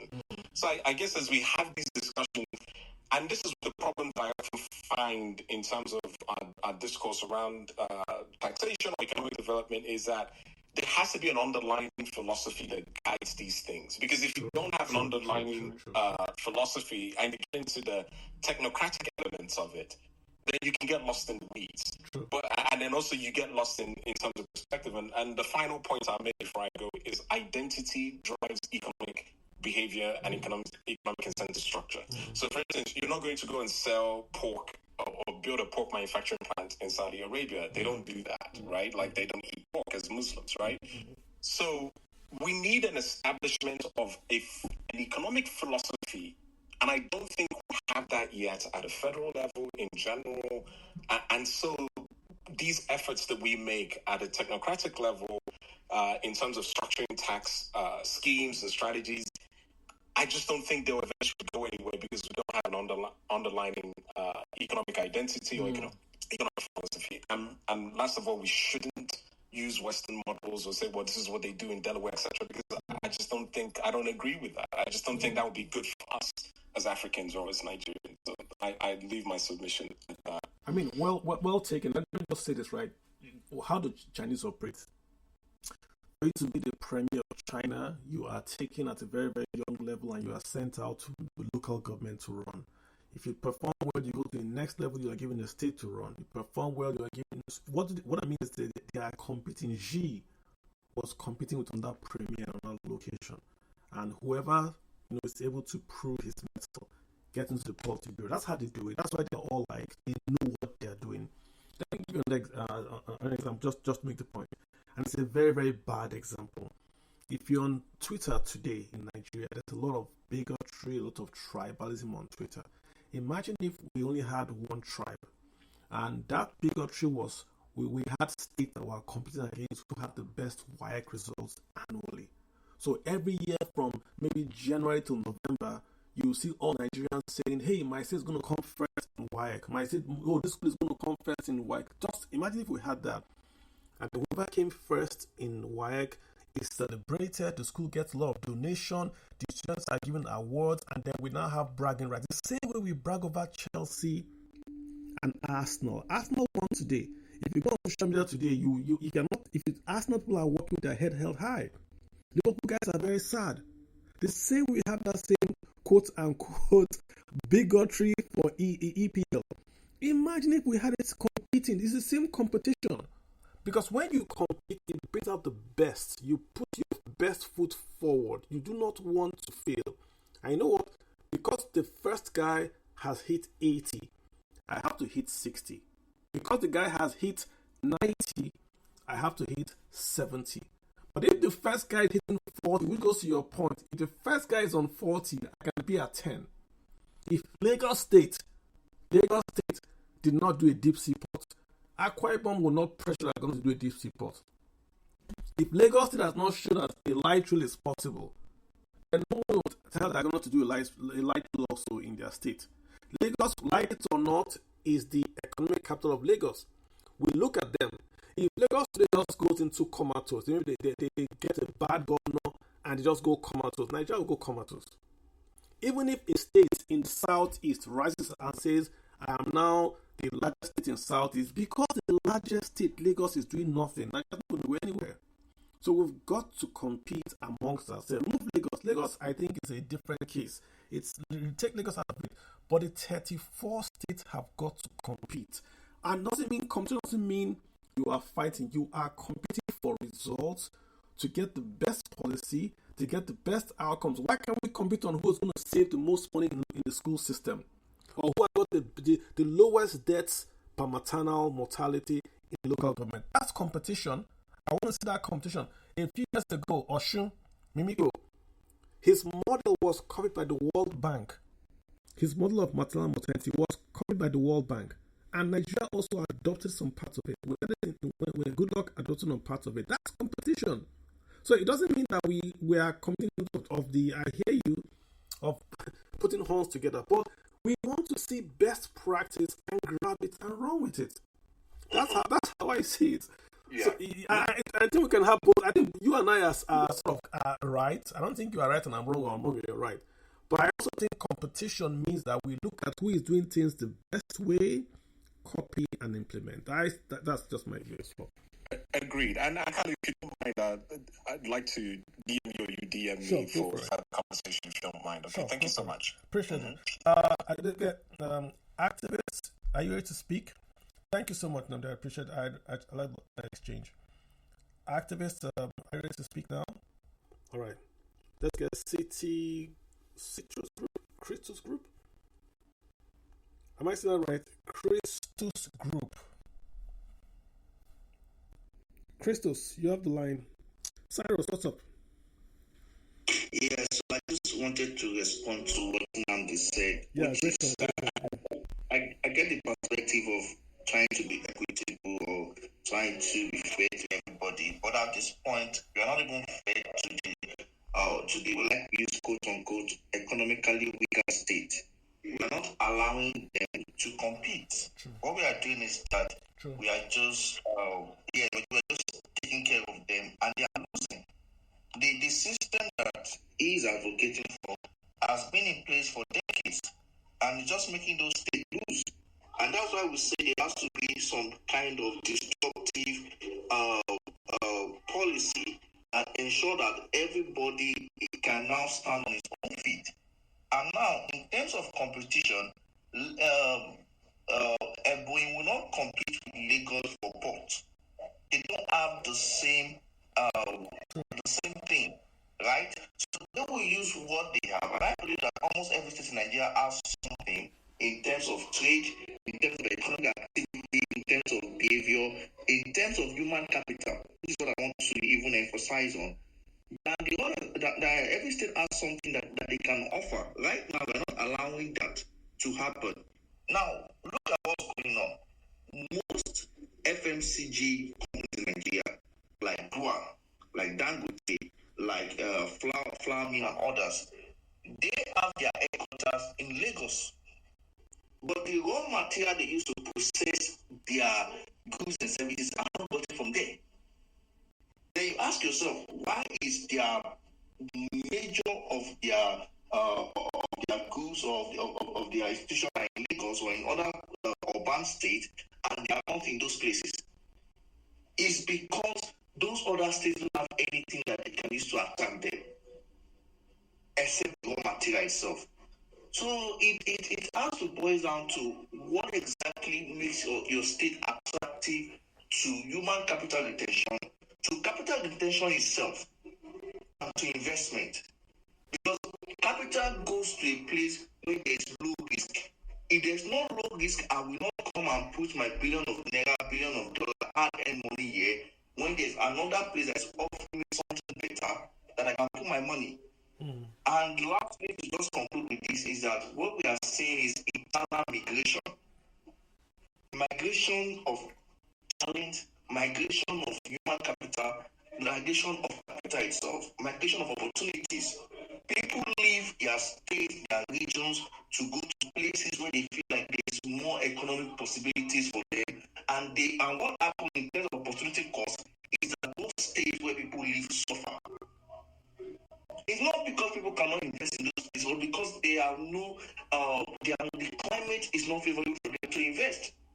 Whereas they have the capital, they have the human capital to invest in those places, but the climate is not just conducive for them. So they migrate from there and they go to other states to invest, and that has resulted into congestion in certain places in this country where other states lag behind. I think if we really want to do something in this country, there has to be that disruption that ensures that everybody stand on their feet and everybody can then bring something to the table and create some kind of economic perspective for its own people. That will really help. Okay, and we're talking rare earth today. Rare earth is now more important than crude oil today. And there's rare earth all over the northern part of Nigeria, even the middle belt of Nigeria. So if a company came to Nigeria today and wanted to set up a rare earth manufacturing, this is how it would go. The mines would be in, say, Kogi or Zamfara, but the head office would be in Lagos. This is the point. So why would they go to and set up a head office in Zamfara? I mean, there's no banditry, that is. Because there's no point. It's the same payee you're going to pay, the same CIT you're going to pay. So why not put it in Lagos? It's near the airport. But if Kogi could tell them, I would give you, like I said, half the rates or tax free, whatever, then I'll make them consider at the board level. They will say, wow, we're getting a good deal if we just set up a company in Kogi. We're getting a good deal. Let's take them up on that. So we have a solid mineral funds. Nothing is happening. Nothing is happening with solid minerals fund because everybody's in Lagos or Port Harcourt or Abuja. So yeah, I completely agree. We can't run Nigeria the way we've run Nigeria for 60 years. We can't run Nigeria the same way we've run Nigeria for 60 years and think that things will change. We've got to have a transformative thing happen in Nigeria. And you can't transform with, let's build a good road here. Let's build a railway here. Those are, should we say, they are catalysts or they are stimulants, but that's not the real transformative change. We have lots of laws pulling us back. Land Use Act is one. Fiscal, federalism, VAT, FAC is one. We've got to unshackle these things so that states can run.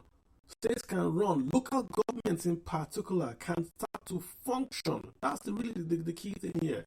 If you have a nation, nobody on this space, I dare anyone without Googling, tell me the name of your local government chairman without Googling.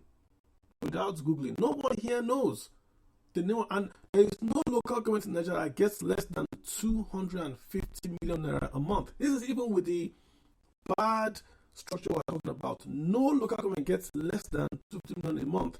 Local governments in Lagos get nearly 1.6, 1.2, 1.1 billion a month. Billion. So if you don't know the name of the government chairman, really, how are you expecting primary health care or primary education? We got to fix all that stuff. Okay, what's up, man? Yeah, it's more of a philosophical question, but I think it's a bit relevant to this discourse. Okay. What I want to know is, why is it that free money does not work? Free money. Why does it work? It works. It works. In Africa, because it's the same story with foreign aid. It works. It works. We are having now. You have to do it right. I'm just saying, like, the states are receiving more money than at least in the shopping that they could have gotten on their own from the national cost, from VAT. But yet, here we are. Well, if you give many footballers in Nigeria got millions of naira when they were footballers and they are broke today. Many workers that worked in a company got half of the money that the footballers got and they are rich today. So it's you are rich. Income is not wealth. You are rich when you take the income and you invest it and then you make a return. So if a state takes its income and is buying SUVs or building conference centers or traveling abroad, taking people abroad, it's not going to get wealthy.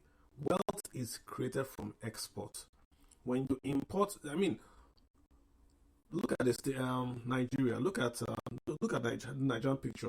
Medical care is the most expensive thing in America. You have a state that has very, very quiet. So the state in Nigeria will be says, oh, this is a very, very quiet state. Nobody wants to come here. But a smart governor can go and build 100 chalets, medical chalets, beautiful area near a lake. He can employ 2 nurses per chalet, employ 1 doctor per 3 chalets, and he will pay the doctors very well, pay the nurses very well. He will go to America and market this chalet. They'll say, hey, if you have cancer or you have end of life or you have just a disease that you need constant care, fly to Nigeria and stay initially. You will have 2 nurses on duty. You have a doctor on call.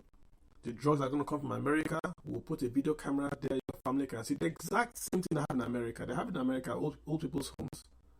But they're going to offer that same old people's home in Nigeria at a fraction of the price. Americans will die to come here. They will rush that place. So that so-called quiet state that has no airport, has no question, is even what the Oyibos want. So they can go there, they can walk near the lake with their nurses, they will eat real organic food, there's sunshine 24 hours a day, 12 hours a day, you know. That's what they want. And if you think like that as a governor, you can build that thing there and export a lot of medical tourism back to you. They are paying in dollars to you. You are employing your nurses, you are employing your doctors. Look at the jobs you're going to create. Look at all the what you're going to create. But you've got to be innovative around it, right? You just can't say, I'm a governor to build road. A governor's job is not to build a road. That's what a commissioner or whatever can do. Your job is to create wealth, to create a vision, and the state runs with the vision. I can build a road. My maker can build the road, especially if you give me the money. Your job is to generate wealth to build the road, not to build the road. Generate the wealth to build the road. Mr. Verse, you got the floor. That's Diverse. Good evening very much, and I think this topic on federalism is one of the key questions I've been asking around to an average Nigerians. But when you reference Lagos, that since 1999, they've been stable in terms of party. But we have other states, both in south and north, that have this type of trait also. So, what can you use a good example of a particular state that doesn't have Lagos resources and can yield that type of in practical terms, please? I just gave you a medical center. Is that okay? I know, but I think it doesn't align properly because let's say a university, I don't know a particular university that focus on health, maybe we link them together more. Like, okay, this university is in this particular state, maybe the state governor can do this and that. So I just want something more practical in terms of what we actually have in a particular state. I mean, there are many things in you a particular state. It can be a generic state. So I'm not okay. So you don't like the medical one? Yeah, I can give you many more examples. If you are from an oil and gas, No. It's not like I don't like the medical one. I just want to link it with what maybe a particular state that has a school of nursing or something, so that it make more understanding. Well, okay. Let me give you a good example. Cuba sends medical doctors to Spain, and Spain pays the school in Cuba. So Spain pays in euros. Cuba trains doctors like water. They send the doctors to Spain. So the Spain is getting cheap doctors, and Cuba is getting forex from Spain, symbiosis. Because Cuba has proven that medicine is not an expensive thing. So if you come to Nigeria, it costs us a fraction to train a doctor in Nigeria than to train a doctor in America. So all we have to do is this unbridled jackpot, to have an arrangement with the schools or the hospitals abroad and say, okay, we don't mind. You want to take our people, that's fine. But you're going to pay us a tax. That tax will go back to the school, go back to the state, go back to the local government. So for every doctor you train, the cost times 5. You can get that back from the UK, from the Germans, from wherever this guy is going to. And that money goes back to train more doctors, goes back to train even the primary school, goes back to do more investment in drugs and R&D in Nigeria. How much is medical school in Nigeria? How much is medical school? I don't know who knows the answer. It's not up to 10 million naira in Nigeria. Medical school to go from year 1 to year 4. It's up to 10 million naira. Who knows? It's up to 10 million naira in Nigeria. How much is $10 million? A million is about 600 and let's say $700. A million. So 10 is like it's like 10. Let's just make it $10,000. So what you're saying is that if you come to Nigerian state and you say we're going to reform Japa, if you want to Japa, no problem. But we're going to say if you are Japaing, the state you are going to or the country you are going to will pay a tax back to the Nigerian federal, state, and local governments, right? When you go, they will give us a tax of maybe $10,000 or $25,000. We are going to use that money to reinvest back in your university, back in your secondary school, and into a fund for R&D, for medical, and also a fund that's going to give cheap loans to SMEs in the health and education sector. Something as simple as that. So this way, you're not stopping Nigerians from Japan. They can Japan, but as you train them, they go. You take that money, you give it to ASU or whatever it is that you want to give it to, and the schools are made world class. It's already working. So something as simple as this is what you can implement from tomorrow, and you can get it done. Yeah, thank you very much for this. Because I've been on the conversation of even solving this issue of ASU, TED fund, NEL fund, and lecturers, all those issues.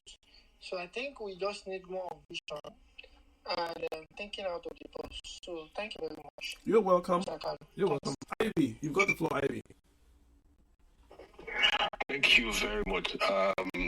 I want to start by a note of a question. What are the chances that we as a nation we can make a policy that puts a cap as to how much a governor or whoever in Nigeria can borrow, within their fiscal year and also within their tenure? We already have the law like that. We already have the law. We're not following it. Correct. Because and then these laws should also come in the form of a protected interest. If we are a nation wants to be productive and we want to get more effects through exports, we should have some level of concession into some sectors to say, okay, if you are borrowing XYZ percentage must go into agriculture. For instance, the amount of money, I'm sorry if you like the coastal road, I like it.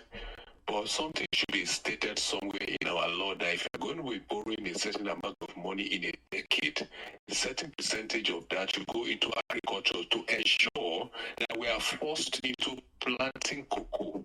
To the extent that in 5 years, if we borrowed money to plant cocoa, 10% of whatever it is we're using to build that coastal road, believe me, we'll be building that road in another 20 years from the proceeds of that cocoa farm without borrowing money for the road.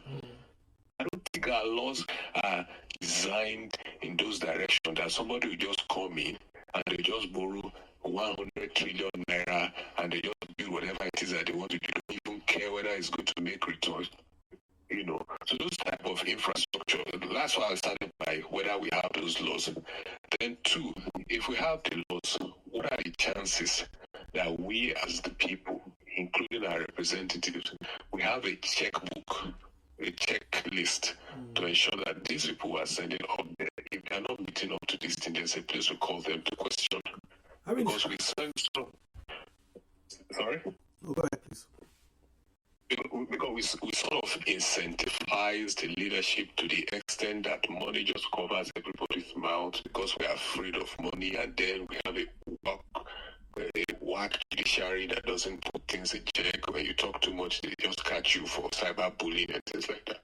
These reforms need to start from somewhere, because if we must make progress as a nation, all of these, we must be able to respect these laws and follow these principles. The way we are suffering, especially as a nation, where people just bounce up money that comes as a result of allocation, we shouldn't be like this. Saudi Arabia, Dubai, and Nigeria are supposed to be on the same pedestal. It's not about democracy, because those who don't even have democracy, you see that democracy in our own instance has become like a course. Why we look at those rhetorical questions, I would like us to look at it this way. If you have the opportunity as an individual, don't make it like an opportunity to go and pack money and become rich. Because no matter how much we as individuals become rich and pretend Like we're not stealing money by hiding the money abroad. The people we're hiding the money with, they know we are stealing it from Nigeria to buy houses and build hotels in those places. They know. I wonder why we're deceiving ourselves. I'll pause here. I'll talk again later so that someone else can talk, please. Thank you. Yeah, so to your first question, yes, we have the laws. I know it's at the federal level. We have the Fiscal Responsibility Act that states you have to borrow. We have a 30% debt to GDP and all that. We have the laws, federal level. I'm not sure if many states have adopted that same law. But your real question was why it's not being implemented. You look at America, today they are shut down. Why? Because they cannot spend unless it's appropriation. Normally you see debt ceiling. The same thing America does. You cannot spend unless it's appropriated, and even if it's appropriated, you cannot spend appropriated funds unless that thing has got funding backed by Congress and all that. So they have all those guardrails. Here we don't have it. So your second question, the issue, sir, is that Nigerian voters are not asking questions. Last election, we asked about economic plans. Economic plans, not economic plans. What are you going to do? You know, we had 3 spaces here. We talked with P2B, with Tinubu, Atiku. If you go back, you look at the 2 spaces, they're all there recorded and all that. Mr. Tinubu did not do a lot of public appearances. He did not say anything about the economy. People talked for him, and then when he spoke, he just maybe one sentence or 2 or 1 point or 2. He didn't say anything. His manifesto, and when I said manifesto here in this space, we said a few things. Hey, he said he wants to decouple spending from the from FAC. It's there in the manifesto. It's there. What he's doing now, he said it. We're going to decouple spending from benchmark oil and FAC. It's there in the manifesto. Hope 1990. He put it there, but the Nigerians read it? No. Because they were focusing on, he said, I want to dance. People were looking at him and all that. So we don't read, we don't hold people to account in Nigeria, and we don't demand these things because people are elected. Because if you want to manage FAC, tell me what you're going to do with the FAC. But we don't do it. In many states, governors are just spenders of money. They cannot create anything. They can't manage an ice cream stand. They can't do anything. Anybody can spend money. If you give your gate man 1 billion naira a month, he will spend it. So he's a governor. A real governor, a real CEO should create wealth, not just spend wealth. That's how you know you're a CEO, not to take money that FAC has given you, build the road and name the road after yourself. There's a governor today, built a library, named the library after himself. Is it his money? No. So, but these are the issues that we see. So Nigerians, voters don't hold their politicians to account. We worship them, we call them names and all that kind of stuff. And sometimes things are so bad. I always think that maybe they make it so bad that when they now give you, they make you hungry for a year, that when they give you food for a day, you praise them because you've been hungry for a year. So we have to take the blame ourselves. Politicians are designed to misconstrue, to give untruths, to get your vote. But we are the ones that have the power of the purse, the citizens. So if we don't hold them to account, nobody's going to change. So we have to hold them to account and say, hey, what are you going to do this morning? And if you don't get a good answer, don't vote for them. That's the only power you have, really. Don't vote for them. So yeah, my last question. In America now, Trump is doing some adjustments. He's doing some rollback on some of the policies that he made that were sort of catastrophic. That pullback is not just because he thought that some of those things were not working, but because he's close to midterm. What is the equivalent of midterm that we have in Nigeria that puts the politician on their toes? That before the election, so that we don't have to wait until the 4th year. If I don't do it, don't vote for me, that kind of thing. What do we have as midterm? So real quick, what policy is he pulling back on? Just to be clear, so I answer properly. Like what policy? There are quite a couple of them. So executive orders, for example, the one that puts 125% tariff on Chinese products blanket. He has pulled back on that by saying that, okay, fine, whatever we don't produce in Nigeria, in America can come in. When you say whatever you don't produce in America can come in. You have technically pulled back the entire policy because almost everything they sell from China into America, you don't make them.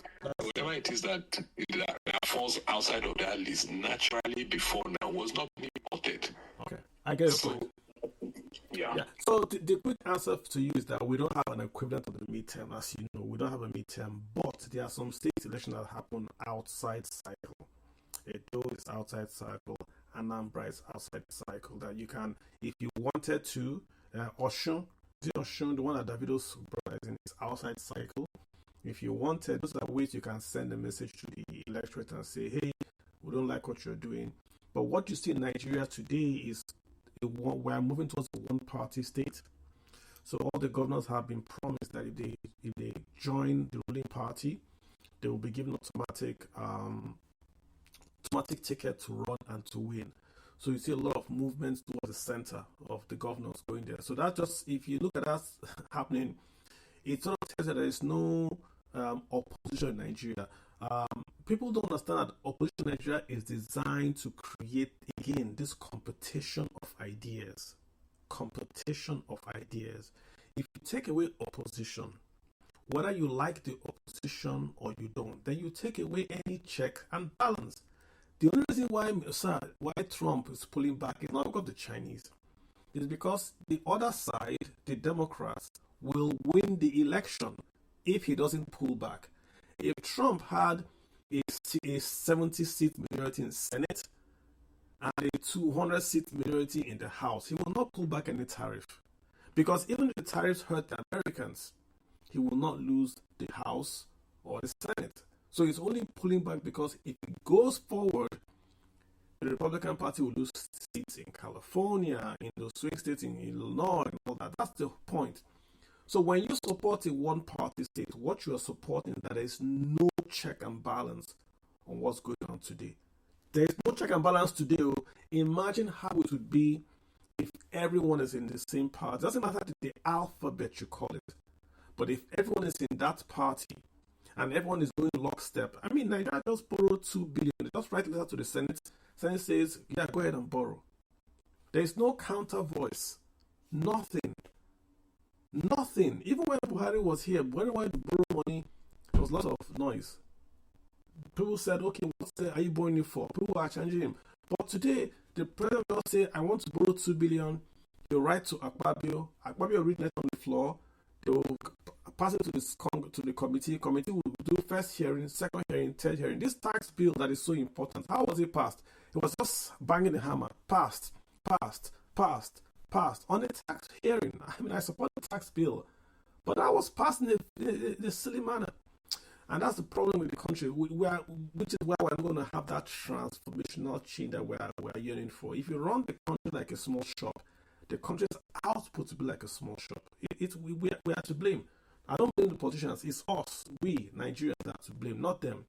Their job is to doing their job. We're not doing our job. Their job is to do what they're doing, to buy jets, to enjoy. That's their job.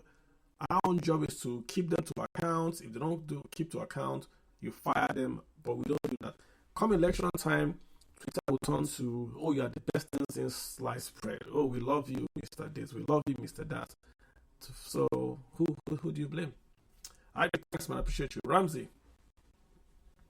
Guys, well, we're here for like an hour, so we'll be there for about nearly 2 hours. Ramsey, you've got the floor, Ramsey. With nearly 2 hours, so we'll shut down at the 2 hour mark. We've got about 7 minutes to go. Ramsey, what's your mind? Go for it. All right, thank you, sir. Should VAT be shared? Other fiscal federalism issues. Here's my position. VAT should not be shared. Yeah, I do not think that you have to take money spent in Lagos to go hit someone in Ebonyi State or Sokoto. But do not. Yeah. Let Sokoto people work for their money. Let Lagos people work for their money. Let River State people work for their money. Which I am from, work for their money. And let me move to, because when you vote, you don't share, you don't take vote. You say, oh, Kano has so much vote, let's take it and share to Kwaibo. So that Kwaibo will have vote. Yeah. Right? Yeah, so why should our expenditure use your population in Kano use your population in Lagos to generate revenue. Sure. Yeah. So, other fiscal federalism issues. My true position is that we should go back to practice true federalism, which in that sense should be resource control should be part of it. Federal government should not be in charge of licensing businesses. Giving mining licenses should be done by state. Small businesses should be licensed by the local government. And that is how we should rule. And that's why we being locked. It's just like the federal government has the key and locked things up. And now go somewhere, pick what they want to pick, not everything. And now at the end of the month, say, oh, I'm giving you a location. But you're already locking so many things that I could use within my local environment. And you pick what interests you. So you come to quiet government, give mobile license to explore and drill. And then, but we have other resources that the state could have, given licenses to companies to mine and create jobs. I don't see that happening. And we have other resources in many other places because state do not have control over it. And now it's being taken over by, people we don't know. They don't account for it. We hear there is gold. Here people are mining gold. The reason there's insecurity is because gold is being mined, diamond is being mined, this mineral is being mined, and it doesn't reflect in our federal revenue. And we don't see that. I think we should open that up. Once we open that up, states who are serious are going to work to create. You're talking about creating wealth. We create wealth by opening other sectors of the economy that will bring employment. And you tax the people, you tax their income. They're looking for, they just passed a tax bill. They're looking for people to tax, right? And if you allow state to do these things, the state are going to be a little bit, it's going to help the state to open up these businesses to, not state in itself, but, licensed businesses to come into other areas that are not being taxed. And then people get employed. The federal government will take their tax, which I think that is a lot for federal government to take because I don't see any program that they have for the less privileged people by taking so much taxes. If we do these things, we will see, and other policies should be changed. Mr. Kalu, let me show you how the automobile industry could benefit and expand Nigerian economy and Nigerian GDP. Here we are. They came in and promised us jobs. And now they got in there.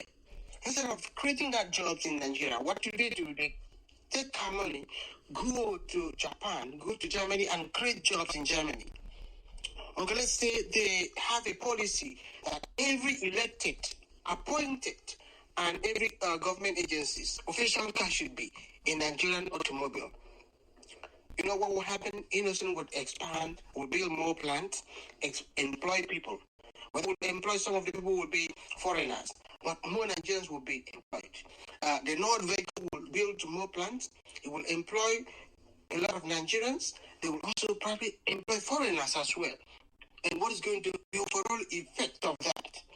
You see, and I've been saying it, someone discussed it on the TV the other day, that you create even, because every 4 years they want to sell those cars and buy new ones because they want to drive new ones, right? And you create a second car market in Nigeria, that Nigerian automobile, not the one, we don't have to wait for cars to be imported now, second car to be imported from Europe and America.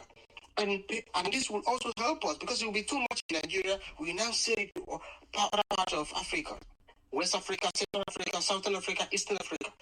That's how you expand your economy. And if you mention this to the politicians, even to the president, is going to say, all right, no, because he wants to drive a foreign car. He feels that the foreign car should be what he should drive. But he forgets that he can give this whatever he wants. He can give that those requirements to North or Innocent or any other Nigerian automobile to make those for them. And they can make it. Not that they cannot. You just give specification that you want. They will make it. But you don't want, because they want people to be available on the election day that they have been starved for a long time and they can give Indomie and add 1, 2, 2, 5 in their vote. So So I think I will yield here. I don't know if that makes sense or not. Yeah, I had a lot of good points there. Thank you so much. I appreciate you. Very passionate there. So I hear you. In the end, it's all about policies. We have to pass some good policies and things happen. We can't just sit and complain. We shouldn't share wealth generated by others. People have worked hard, made the money. I don't think it should be shared. But then again, let's see what Simon has got to say. Simon, we're nearly at the end. Do you want to take us home? We're talking VAT, we're talking fiscal federalism, we're asking a question, should it be shared and all that? What's your take? Yeah, thanks a lot, Mr. K. I appreciate it. Thank you so much. Fortunately, I can't make it to this one because I had other engagements this evening. But thanks again for all of the things you do for all the listeners. Thank you so much. So I think where I'm just going to start is to say I've always had this view, which I think many of you have also expressed since I joined, that we should more or less decentralize from other things. For example, I've written multiple times that there should be a switch of who collects what tax. For example, why should the federal government be making laws, for example, for the states in terms of the personal income tax?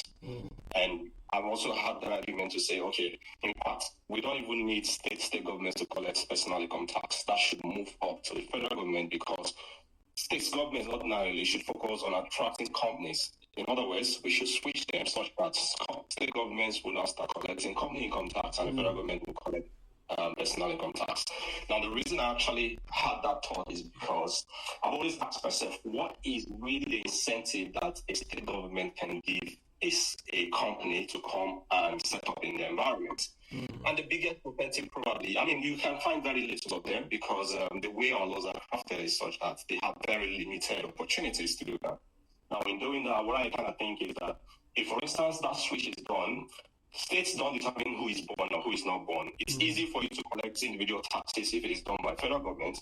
Now, for the states, they should actually be able to now create wealth themselves by going to attract entities, and for the purpose of attracting those entities, they can give them some kind of tax incentive, whether it's a reduction in company income tax.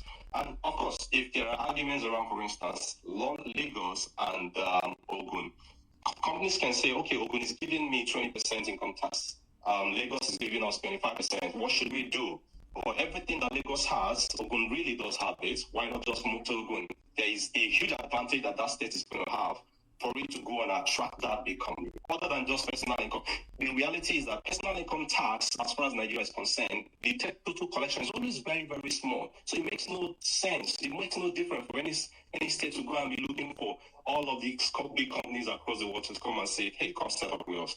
So I've always had that view. I've also written multiple times around that to say, okay, this is what I think should work. Now, just coming back to issues around VAT. First is, I think you and I have had this engagement a few days ago. And my view is that it appears it's easier to operate a sales tax or a general typical consumption tax than to do this, to decentralize VAT. You can easily decentralize GST, which is general sales tax, which you have in most parts of the world.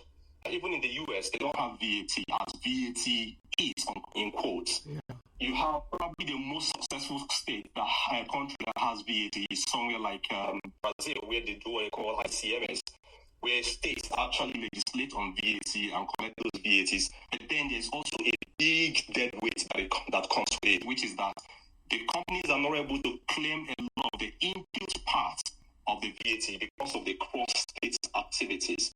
So if, for instance, let's say you have Dangote, let's say Dangote uses produces a product that uses somewhere around 50 to 70 raw materials. Let's take that as an example. And those 70 raw materials come from probably about 15, 20 states. It becomes a problem for Dangote to be able to manage all of those. How do they, in effect, collect all of the input tax for every sale that they make? Because the way VAT works is that every single sale that is done, you have to go and collect, okay, that you actually pay VAT on that, because actually the overall VAT should be borne by the final consumer, not by you as the producer. So every producer has to go and say, okay, I need to go and collect my VAT from each of the states. And then the states will be like, you didn't sell anything to me. How do I give you any credit? This is exactly, even in the most successful environment where you have VAT operating, which is Brazil, they have this same issue. that brings a lot of debt with, and then it's also a huge administrative headache. So rather than having a VAT, if you ask me, I would say maybe we should even do a sales tax. Now, if you want to look at it from the perspective of saying, hey, we want to actually make this thing easy. We want all the states to be able to probably have some legislation around consumption tax. There shouldn't be VAT. VAT is very complex to be done at state levels. Rather, we can probably adopt maybe any GST, any consumption tax, and that makes life easy for both the companies and even the states. So I think that's just a little thing I thought I should put. So are you saying go back to the sales tax and then allow the states to collect it? It's an easier way. It's easier, right, than VAT. VAT, even for example, if you think about, I think somebody spoke about the import side of things. If you import stuff and then you sell the item, who do you go and collect the input tax from? The import tax you paid. You're not going to reclaim it. That becomes a big difficulty for all businesses. That makes life more difficult for the companies. It makes cost of doing business even higher for those companies. So that has always been the problem around VAT. And many companies across the world actually centralize VAT collection. Yeah. Most countries, in fact. Maybe the other example you can give is just this Brazil. Maybe a bit of, I think I understand that some part of Canada does some VAT. But it has always been a big headache for every country that decentralizes VAT collection. So I think it's because we're trying to stuff the VAT round hole in a square peg. That's what I think you should go from, because the states had a sales tax. I don't yet understand why we left the sales tax and went to a VAT. Than the just to make it federal. Because it was the military that did it. It wasn't the civilian class. The military did it because the military wanted revenues at the center. There are military people. One, by the way. Yes. Carlo Abi. It was, sorry, I didn't hear what you said. I said it was your village man that did it.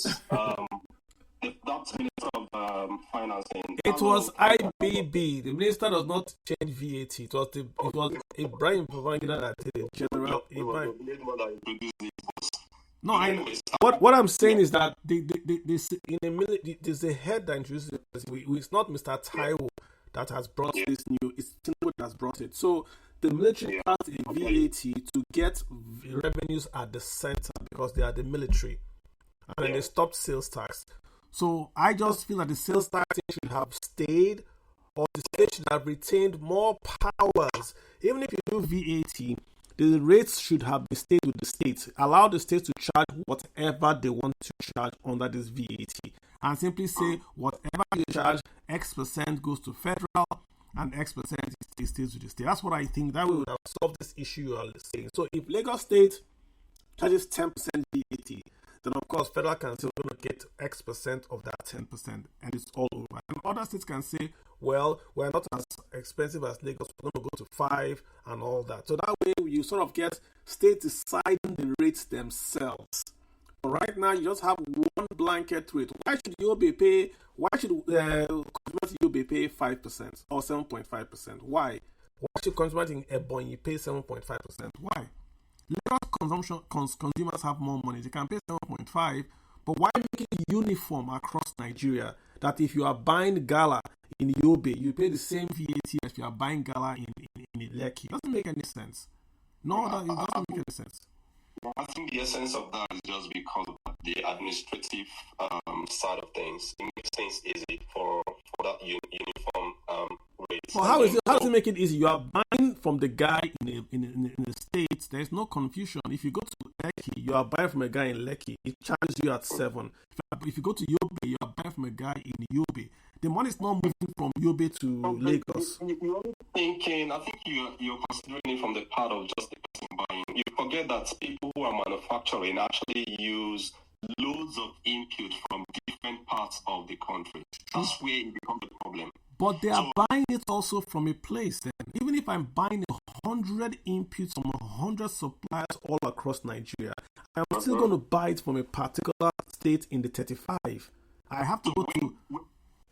So when you produce an item in Ogun State, for example, so you have actually gone to 25 states in the country to buy an item to get your input. Why would I go to the 5 states? I'm buying it from a guy. Wait, what am I buying it from? Tell me the state I'm buying it from. I have to buy it from a state. I have to buy from a state, sir. Carlos, certain items you want to manufacture requires several inputs. No, but why am I invoicing, sir? Maybe I'm exaggerating using 25 states, but assuming, for example, you want to manufacture an item. This item you want to manufacture has input from different parts of the country, and even some of them from the foreign part that are imported. And when you get all of these things, you now have to produce. When you produce, you now have to distribute it to different places. No, but hold on, Simon, hold on. Let's use Bonvita. I do Bonvita. I'm buying cocoa, sugar, milk, yeast, and all that. When I buy the cocoa, I can buy cocoa from Oyo, Akwa Ibom, from. The point I'm making is wherever I'm buying, I'm paying VAT there. I don't. Yes, but you need to go back to those people. When you sell, you need to go back to those people and tell them, do this item, you need to give me back the amount I paid you when I bought it. So what's wrong with that? So I'm buying from Oyo, I go back to Oyo and I do that. What's the problem with that? What's the problem? So now you go back to Oyo, how are you going to get that money back? That's always been the problem. Money? Which money? Simon, why are you making it complicated? No, you see, Carlo, there's a way this VAT works. VAT is not just that, okay, you buy and then you pay VAT. There's input, output VAT. We get that. But the point, you're making it complicated. If I go and buy cocoa, that's my input VAT. When I sell Bonvita, I charge the buyer cocoa and VAT as well. In, out, I pay the difference. That's what happens in VAT. The point I'm making is this, even if there are 50 states in America or 35 states in Nigeria, you are still paying that VAT to a supplier, and then your buyer is paying you VAT. It's still the same thing. If you are bigger, you would have more workload. I agree. But you are still going to pay the same thing. So if you are bigger, you pay more. But it's still the same process, isn't it? Is there a difference than what you're saying? So I think just given the fact that you guys have actually been so long on this one, maybe this is something we can discuss subsequently. But I mean, it's not as easy as that, and that's why even the US doesn't do VAT. The US doesn't do VAT because they're 3 separate states. They have sales taxes and all that. It's not because of this. It's not because of what you're saying. That's what I'm trying to get across. In the UK, you buy a pair of shoes before, now they've stopped it. At the airport, they give you back your money. What is complicated in it? Because in the end, it's going to be accounting. You just made the point now. In the UK, do you know why they don't do VAT? Like they don't do a decentralized VAT? It is this same issue I'm raising now. That's why UK does not decentralize VAT. Okay. They would have left all of the shares, all of the counties to do the VAT. Mm-hmm. They centralized it and make it something that is just HMRC that is collecting. No, but again, Simon, let's just come back to what I'm saying. Right now, we do the same VAT with 7.5 across the board. Yeah. Okay, I am simply saying it should not be a fixed rate. The exact same thing you are doing, but allow the 7.5% to be set by the states. If you still want to set up 5%, 2%, 10%, do the exact same thing you are doing. Is your 5 or 10 or 2 you are changing? Okay. I'm not asking you to change your paperwork, just the whatever you put there. Because you can't, all states are not the same. I mean, we can't move at the same pace. A state might say we want to grow at 2%. That's okay for us. It says they want to grow by 10%. That's okay for us. We don't want Dangote refinery. We just want to build a little houses and stay in the civil service town. If that's what they want, why are you charging them 7.5%? If Florida is a retiree city, right? They have villages in Florida. They are different from, say, New York. That's a very, very high, young, create a lot of wealth and all that. So I think we have to do the taxes to fit the state. That's where I'm going to with this. We can't have a one-size-fits-all. Every consumer all across Nigeria should pay 7.5%. I'm not saying you shouldn't pay, but let the state determine what they want to pay. If you do low VAT, you get low IGR, but you attract businesses. If you do high VAT, you get more money, but you scare away investors. Choose your poison. I think that would be a fair way to sort of end this, right? Simon, again, once again, please. I got some ideas when Mr. Simon was speaking. He's here. Go for it. Okay, it's not a question, but like a suggestion. I think I have somewhat of a solution, but let me just throw his power in the works. There's a chance that if we allow states to fix their own VAT, there's a chance that a manufacturer will get inputs from a state where the VAT is higher and sell to a state where the VAT is lower.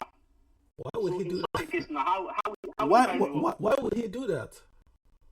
If you're getting inputs from a 0.5% VAT state, and you have customers majority in the 2.2% VAT. So you go to the state. No. That's not your call now. Is that your call? Someone is the expert here, but that's not your call. VAT is a cost to you, right? If you are paying a tax to the government, if you pay 10% VAT, that's a cost on your price, on your own cost. It's not a cost, actually.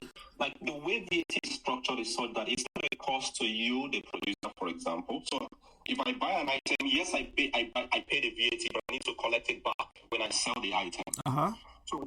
So in this case, for example, the question is asking is, if, for instance, I buy an item that is probably somewhere around, let's say, 10,000 naira, and I pay somewhere around, let's say, 1,000 naira in VAT, right? And then I now add value to this item, and I sell to another place. But the VAT I'm collecting here is probably about 750. No, but Simon, you are selling at your cost price. VAT is on your selling price. What's that guy saying? So whatever the buying and selling price. No, I'm getting him, sir. If I make gala for 10 naira, I pay VAT on 10 naira, my cost price. If I sell gala, I'm not gonna sell gala at 5 naira. I'm gonna sell gala at 15 naira. Then pay VAT on the 15. 2%. But that's VAT. My sales price is 15. VAT is on 15. The 2% on the 15. I'm not saying at less price. So, Carlo, let me try to explain this. When I buy the gala for 10 naira, I pay VAT on the 10 naira. I have to go and sell that gala to somebody for 15 naira. And that person has to pay VAT on that 15 naira.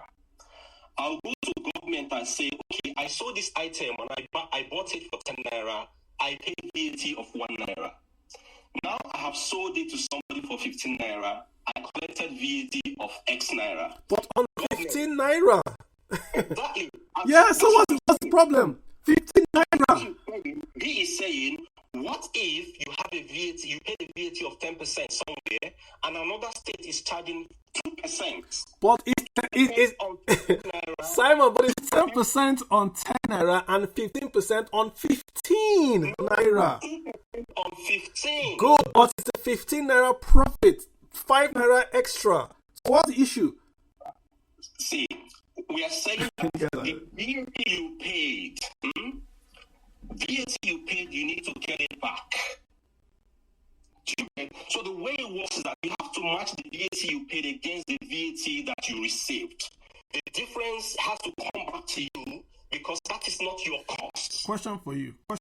What if I have a negative VAT, which means I paid 10 and I got 9? What happens? Yeah. Question for you. You have to recover it over time. From who? From governments. Okay, so what's the issue? Is that you have to recover it from the federal government assistance right now. So what's the issue? What's the issue? The issue now is that you have a state that is charging VAT.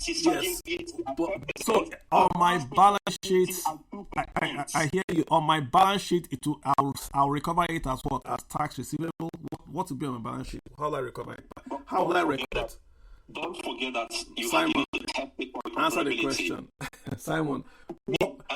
Carlo, you have to test any VAT receivable in your account for recoverability. No, Simon, you are going to the weeds. Let's assume it's recoverable. On my balance sheet, I would have an entry on my balance to show that is something I'm going to get from the government in the future. Is it not so? I don't lose exactly. So how would I lose money? He's saying so he's not going to lose any money. There's nothing to be lost there. If you test it for recoverability, you are going into the weeds. Assume it is recoverable. Is there on the balance sheet? It will still show a receivable. So I don't lose the money. It's going to be a receivable. Okay. So what's the issue? No problem. Okay, no problem. I hear you. I think, as I said, the easy thing to do is actually to do a sales tax. But then the problem with sales tax is that it becomes just an additional cost to the business, right? Because you can't recover any part of it. So that's why VAT appears to be easy. But then the difficult thing about VAT is that if you decentralize it, then you have a dead weight to the business because you can't recover all of it from each of the states. That has always been the problem for all of the countries that do VAT across the world. Agreed. And I'm saying if we have to move from VAT to whatever, whether it's value-added sales or whatever I want to call it, the point that I'm making, and I'm tying to the central point is this: should we share derivation? Should we share taxes that are generated based on consumption? That's the first thing. Whatever comes VAT or CIT, should we share those taxes that are generated from consumption? I don't think we should. Second question, if we then don't share it, what should we do? Should we go and tweak that derivation formula and say, okay, right now it's at 30%. Should we take it to 40% so we reward governors that are actually investing in their state? That's the problem now. If you go watch what we're saying, no state governor is incentivized to invest in his state. He just needs to have population and equality, and he gets nearly 70% of FARC. We can't grow a nation that way. Why would Cross River build a Tinapa if he's still going to get the same amount of money? So it can't work that way. So we've got to go back to drawing board and say this sharing of tax revenues is making states lazy. We've got to incentivize people to take risks because it is the risk that generates the return. So these things we're saying are like we're going into the weeds a bit too much. Overall picture is this: if we simply say states should go and create wealth, but that wealth will be taken from them and shared to every state in Nigeria based on equality and population, then we've lost the plot right there. No child will read in school if he comes first and last and his father gives him sweets. Whether he comes first, he comes last, he gets sweet, no child would read. And now we have prize ceremony, prize giving day in schools to reward those that have taken the risks not to sleep, not to watch TV, but to go and read their books and come first in class. They get a prize. Your father will come and clap for you. You go to Mr. Biggs and eat. That's the whole idea. But if you make it that whether you pass or you don't pass, so everybody will get prize and go to Mr. Biggs, then no school student will read. And that's where Nigeria is where we are today. That 35 states, we're now asking for 55 additional states. So if this law they're talking about international assembly passes, well, Nigeria is going to have 90 states. 90 states. Who will fund these 90 states? Lagos, Delta, Bayelsa, and the rest. So Simon, Lagos State today is building Deep Sea Port and Red Line. Then we will take the money from Deep Sea Port and Red Line and give to one of the 90 states. They might create me a new state in my small country. I might be governor in next year. So be careful how you talk to me. And I'll get the money from Lagos State Deep Line and run my state. Doesn't make any sense. And if we don't stop it now by educating people about what fiscal federalism means, then people will vote for it. They'll say, it's 90 states. Let's vote for it. I'll get the state in my local government area. Some states are mere Zenith Bank. Not in Lagos, so not in Zenith Bank in a small town in Plateau makes more IGR than many state governments. Zenith Bank, UBA, they make more IGR than many state governments. How can we have a country like this? And you want to add 55 new states. Simon, what state are you from, Simon? In fact, I know my local government was name anyway. So I'm from anyway. So, and of course, you get like 6 states.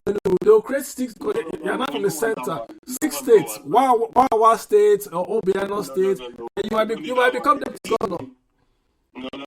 Okay. So, but I think one of the things that also, I don't know to the extent that was implemented in this new tax law, was actually trying to change the sharing formula among the states such that there will be a large chunk of it that will come from derivation or the place of consumption. That was cancelled, Simon. That was cancelled. Exactly. That's what I'm saying. That I don't know how much they implemented that. Because that was a big conversation. Good. Now you are coming. Yes. No, yeah. It was a very important conversation conversation that they would have probably just quickly implemented. I did a tweet when Tinubu bungled that, and I said he opened his mouth and people were attacking me. That was what I was going to. Tinubu said 60% derivation, but he said it without having support, and then knocked it down to 30%. To 30. So it's now... Yeah, exactly. Yeah, before he said 60, now it's 30. They simply gave him 10% from population. That's all they did. Yeah. So we lost out on that. I supported Mr. Tinubu. If he had done 60%, nobody would be talking about creating more states, because if you create a state, you've got to fund it 60% from derivation. Nobody won't talk about state, but today everybody's eyeing Bielsa's money, or Lagos. Lagos just did A1 race and bought money. Then wants to just sit down and say, okay, thank you, Lagos, I bring the money, let's share. It doesn't make any sense. You can't create an economy that way. Guys, we've been here for... Mr. Kalu, sorry. Before you one quick question. Okay, sorry. The general thing for most parts of in this case is that since the law of VAT is not in the hands of the states, they cannot make it competitive by fixing their VAT law. Correct. So my suggestion is, why are the states not doing reforms? For example, if you pay 7.5% VAT, I can refund 3.5% for you. So effectively, you are paying 4% VAT. So come to my state. That's a good one. Yeah, and why not do refunds? I don't know why they're not doing it, because I think in the past they were taking VAT based on location, not consumption. So the state could not really say what VAT was being incurred in their state. So, for instance, Abia State could not say that the VAT that's coming to it came from it because you consumed in Abia State. But I think it's a good suggestion to say negative VAT. Say, if you come to my state and your VAT bill is 10%, we're going to give you a 1% rebate, which we'll give back to you. It's a good idea. States can implement it. Nothing stops them from doing that. So you can say, if Dangote is coming to Ogun State will say, we're going to give you back 2% VAT. So whatever you pay VAT in Ogun State, you take it to Ogun State, and Ogun State will say, okay, we're going to write off 2% by giving you cash or giving you a tax credit towards your next payee. It's possible. It's a good idea. I think it's a very, very good idea that someone can take it wrong with. All right, Ivy, you're going to say something real quick. Just a quick question. I would like you to make a projection in the idea or the concept where the states are allowed to have, this type of rebates that you're talking about. Do we foresee a scenario where a place like Lagos is going to have a higher VAT and a place like maybe Bayelsa has a lower one? Is there going to be a future where there is a balancing out in terms of people now rushing to Bayelsa to pay lower, and because they pay lesser tax in Bayelsa, for instance, they put all their factories there, pay all their taxes there, but when it's time to sell, they rush back to Lagos to make their sales. Let me know what it looks like in the future if we went in that direction. We already have an answer on how the US operates. I don't think you have a leveling off. Lagos will always lead. But what you do is you're giving Bayelsa a lifeline. So, what would happen in reality is that a company will come to Nigeria and say, I want to go and set up in Gombe, in Bayelsa, in Ebonyi, the factory there. And I might put my sales office in Lagos, right? Because they want to capture more of the HR in Bayelsa and Gombe, because they're not paying anything there. And even look at Ireland. Look at Ireland. Ireland has been the number one FDI attractor in all of Europe. They don't have anything there, but Microsoft, Google all invoice you from Ireland, because Ireland doesn't charge you very, very excessive rates. They don't charge those European Union charges. So you go to Ireland, you incorporate in Ireland, you pay your tax in Ireland. It's because Ireland, they try to pass that minimum tax across the world that Biden passed to remove Ireland's advantage. So if you follow that model, if you have a state where taxes are devolved, where states can charge whatever they want to charge, you will find, just like you said, that many companies will go to low tax states and set up high labor intensive business. It's going to be, what type of business is it? If it's a factory employing people, I'll run to that state and set it up there, because I know I will not, I will not pay a lot of taxes. If it's a bank, and I can do a lot of tax, lots of ways to hide my taxes, like real, not illegal, but I can say, okay, I'm going to do buy municipal bonds. I really don't care if I'm in Lagos or Bayelsa. So you're going to find those sort of companies. If you're in a high tax base, if you're an oil company that has been taxed a lot in Nigeria, you want to run to Gombe because Gombe will not tax you. You won't really want to go to Bayelsa. Things like that. So there's going to be a planning out, and that's what the tax regime should do. It should force companies to say, I want to take advantage of a lower fiscal regime in a state. And when you go there, you then create development in that space. The same way Nigeria now. Look at Nigeria. We attract Americans here to take advantage of our low tax base, our low labor base as a company here. GE was in Calabar. Why did they come to Calabar? Why were they here? This was before Trump reduced their tax to 18%. Before, American taxes were higher than American taxes. Remember, American taxes were higher than Nigerian taxes before Trump's first term. Trump's first term, he cut the corporate tax rate, making Nigerian taxes higher. Now, Nigeria is taxing higher than American companies. So why would they come here? If they can stay in America and pay whatever tax rate and still get their health care, why come to Nigeria? So Nigeria has always got to be lower than the EU, than the Americans, and even the Chinese. We can't be higher because we want them to come here. So it's strategy. It's long-term strategy. You can't ask someone to come to your country. I looked at someone was on Twitter yesterday, someone said, why are planes ticket more expensive in Nigeria? But if you fly from Barcelona to Bristol, it's cheaper than going from Nigeria to Abuja. The tax rate in Spain is 25%. The tax rate in the UK is 25%. In Nigeria, it's 30%. It's not that's the whole thing, but it's lower than Nigeria. Nigeria should have a very, very low tax rate to attract those people. That's so we can compete. That's what I'll say. IB, thanks. Supreme, Augustus Basonik. Supreme. Good evening, and everybody here on the space. So I just wanted to explain the input output stuff that Simon was talking about. So this is how the input actually claim it. This new tax law gives you opportunity to claim it yourself, and this is how it actually works. So if you buy your goods from someone, that is where you get the input. So it is when that person files his taxes that you can that it will reflect in your tax on your tax promax for you to get your money back. Let me explain it simpler now. Now you buy, let's say I'm buying my cement now from Dangote distributor, and the VAT is already part of it. Now that I'm selling it out, maybe I'm buying for 9,500 and I'm selling for 10,000.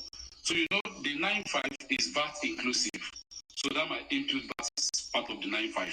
So when I sell for 10,000, it means my profit, I've already added my 7.5 on my output. So how it works is this: the input minus the output is what gives you is what you file to the government. So if the person you are buying from did not file its or her taxes, your input VAT will not reflect when you are filing yours. You will not be able to claim it. So what I would advise people to do from next year is this: if you are buying any product from anybody, ensure the person has a TIN number and the person files VAT monthly. That is the only way you can claim your VAT. Because if you have an output, now you've sold, you now have the output, you are getting the output from the consumer you sold to.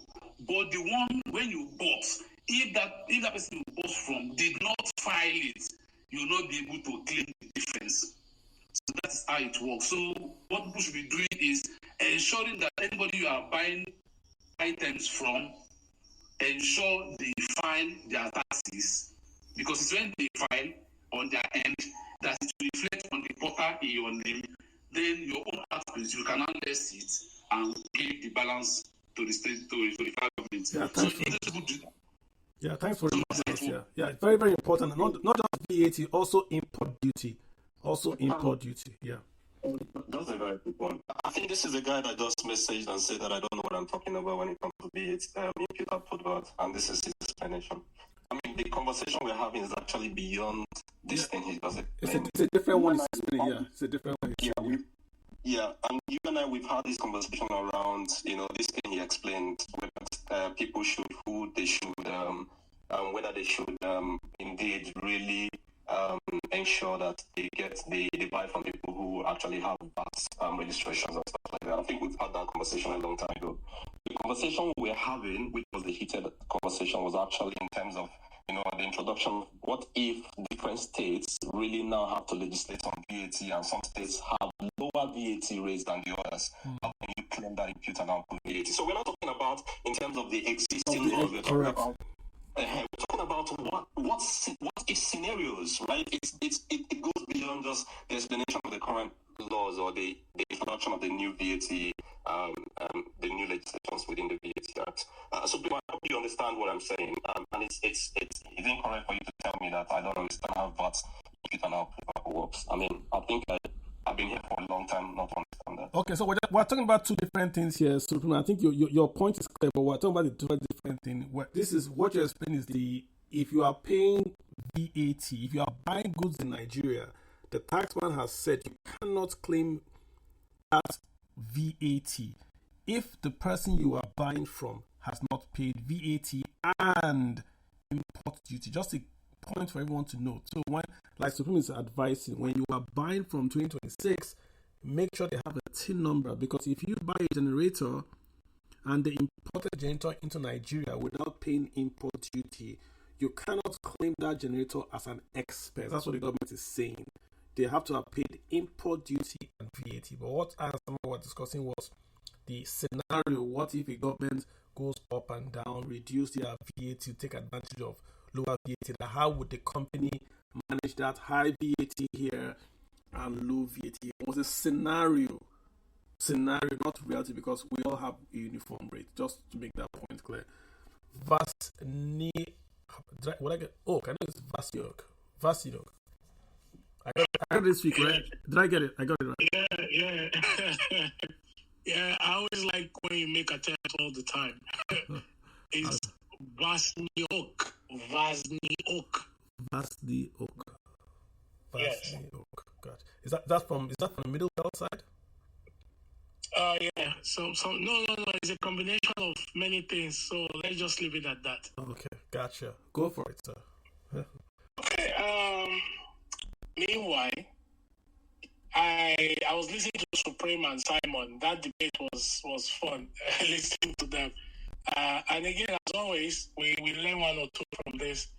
But that caveat that output and input, for you to claim your VAT on the other side, you have to pay import duty, right? That's what you said, Kalu. Yeah. Okay, I've dealt with the ports many times, especially customs, right? My issue with some of these fiscal laws is implementation. At times, when people start explaining these things, you start asking yourself the question that the people who are formulating this thing, did they go and do campaign somewhere? Or did they, hello? I'm hearing you. Go ahead, sir. Yeah, did they actually look at some of the governance issues that exist currently to formulate these laws? So let's look at import duty as an addition for you to claim this. Do you know that for your goods to come out from the port, right? The corruption that is within the custom, where custom agents and custom officers are now husband and wife, colluding to defraud the Nigerian state and to enrich themselves, right? A situation whereby we bring a bill laden and go and submit it. Somehow they found a way to reprogram the bill laden. Somehow undervalue the cost of the actual good. So if the goods is worth $1 million, by the time custom wants to do it, the customs know, they'll devalue it and tell you, you're going to pay this one to government, you're going to pay this one to this person, or give us cash. So my issue is, At the time you want to collect VAT, the taxman now tells you that your goods is undervalued. Who takes responsibility from here? Is it me or the custom guy who did it? Because it's going to happen. It's going to by happen. The time you want to assess, yes, by the time you want to assess your VAT, your output VAT, the tax guy would know that these goods, this is the market price, this is the importation price, right? There's no way this thing would have been bought for $800,000. This is actually $1 million. So the question is, you will not be able to assess that VAT because it will tell you that your import duty payment was undervalued. So you are back to square one again. That's issue number one. The other issue is, should VAT be shared? I've always hated the idea that Nigeria state is sharing VAT. The sharing of VAT is what has led states to become fiscally lazy, revenue lazy, right? What the states are doing currently, they are building a profile for banks so that they can take loan. This so-called, I call it voodoonomics, this whole IGRO thing that they're always throwing around, IGRO numbers, right? Those numbers are deliberately thrown so that they can go and collect loan from commercial banks. In reality, if states are able to hold and keep their VAT, it means that states will continue to provide enabling environment for VATable businesses to thrive. Who are the biggest payers of VAT? They are SMEs and medium-scale enterprise. They are the biggest payers of VAT globally, right? So if states like Lagos is creating an enabling environment, I think I've given you an example before, for, let's say, an adult entertainment, strip club, right? We all know what happened at strip club. They strip there, they sell food there, they sell drinks there, so many expenses going on there, right? These are VATable income. So if Lagos State has a regulation for adult entertainment, and you that is in Kano say, no, you are a Sharia state, you don't do adult entertainment. But when I create an environment where adult entertainment yield me an income through VAT, you pick it up from Abuja as your share. So for me, state should, from now, we should stop sharing VAT. State is making the state lazy, and we need to allow states to hold on to their VAT so that they can continue to grow this enabling environment so that SMEs and MSCs can thrive in those states and pay more tax to the state. That's tax to those states. That's my take on that.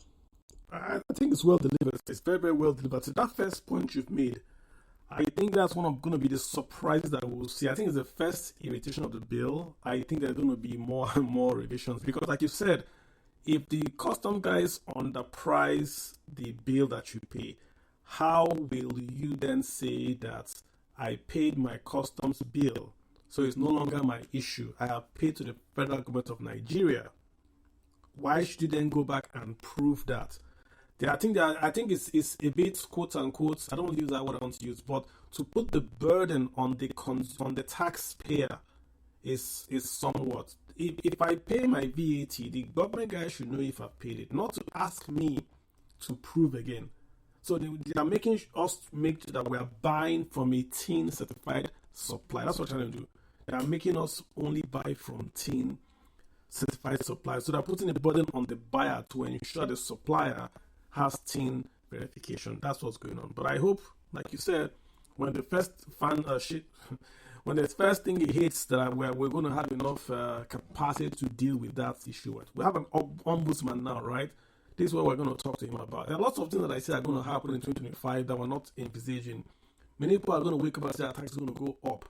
Not because the tax rates have gone up, but because they do not understand that they have to go and do A, B, or C.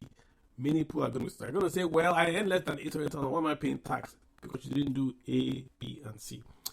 Thank you so much, guys. I think we'll spend nearly 3 hours here talking boring taxes. But we've been here dropping some nuggets for those that want to listen, because this is what we do every week. We're talking money, the economy, and of course, finance, Village Square, discussing ideas, and of course, especially passing solutions. That's what we've done this weekend.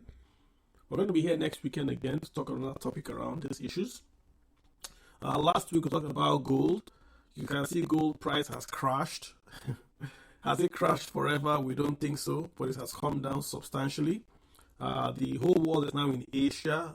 Trump, Carney, they're all in Asia trying to extend their market share, but also to counter China and all that kind of stuff. Trump is also going to meet with Xi. I think it's not on the cards. All this have got an impact on the Naira. The Fed is going to meet on Wednesday, the US Fed. The US Fed might decide to cut rates. I believe they will. That's what everyone is saying they're going to do by 25 basis points. The government is shut down, so they have no... The inflation reports came out, I believe, on Friday. It was muted at 3.0, I believe, lower than expected. Why is this important for you? If the Fed cuts rates, it helps the Naira. So the more the Fed cuts rates, the more the Naira is going to gain value. So Wednesday, put reminder and tell your guys, hey, if Fed gives their decision, let me know. It's going to be a primer. It's not the main thing, but it sort of helps, not the Naira, emerging currencies. The more the US Fed drops rates, the more emerging currencies will do better. Why? Because we don't have to go to the US to get yields. We have to go outside the US to get yields. So that seeking for alpha props up emerging currencies. That's what's going to happen. So that's just the highlights of what's going to happen this week for you guys to keep your eyes peeled and to follow. I hope I'll see you guys next week. My name is Kalu Aja. I want to thank you guys again for hanging out with us and also educating us with so much passion. Appreciate everyone. I'll see you guys. Take care of yourself. It's going to be a great week. Go out and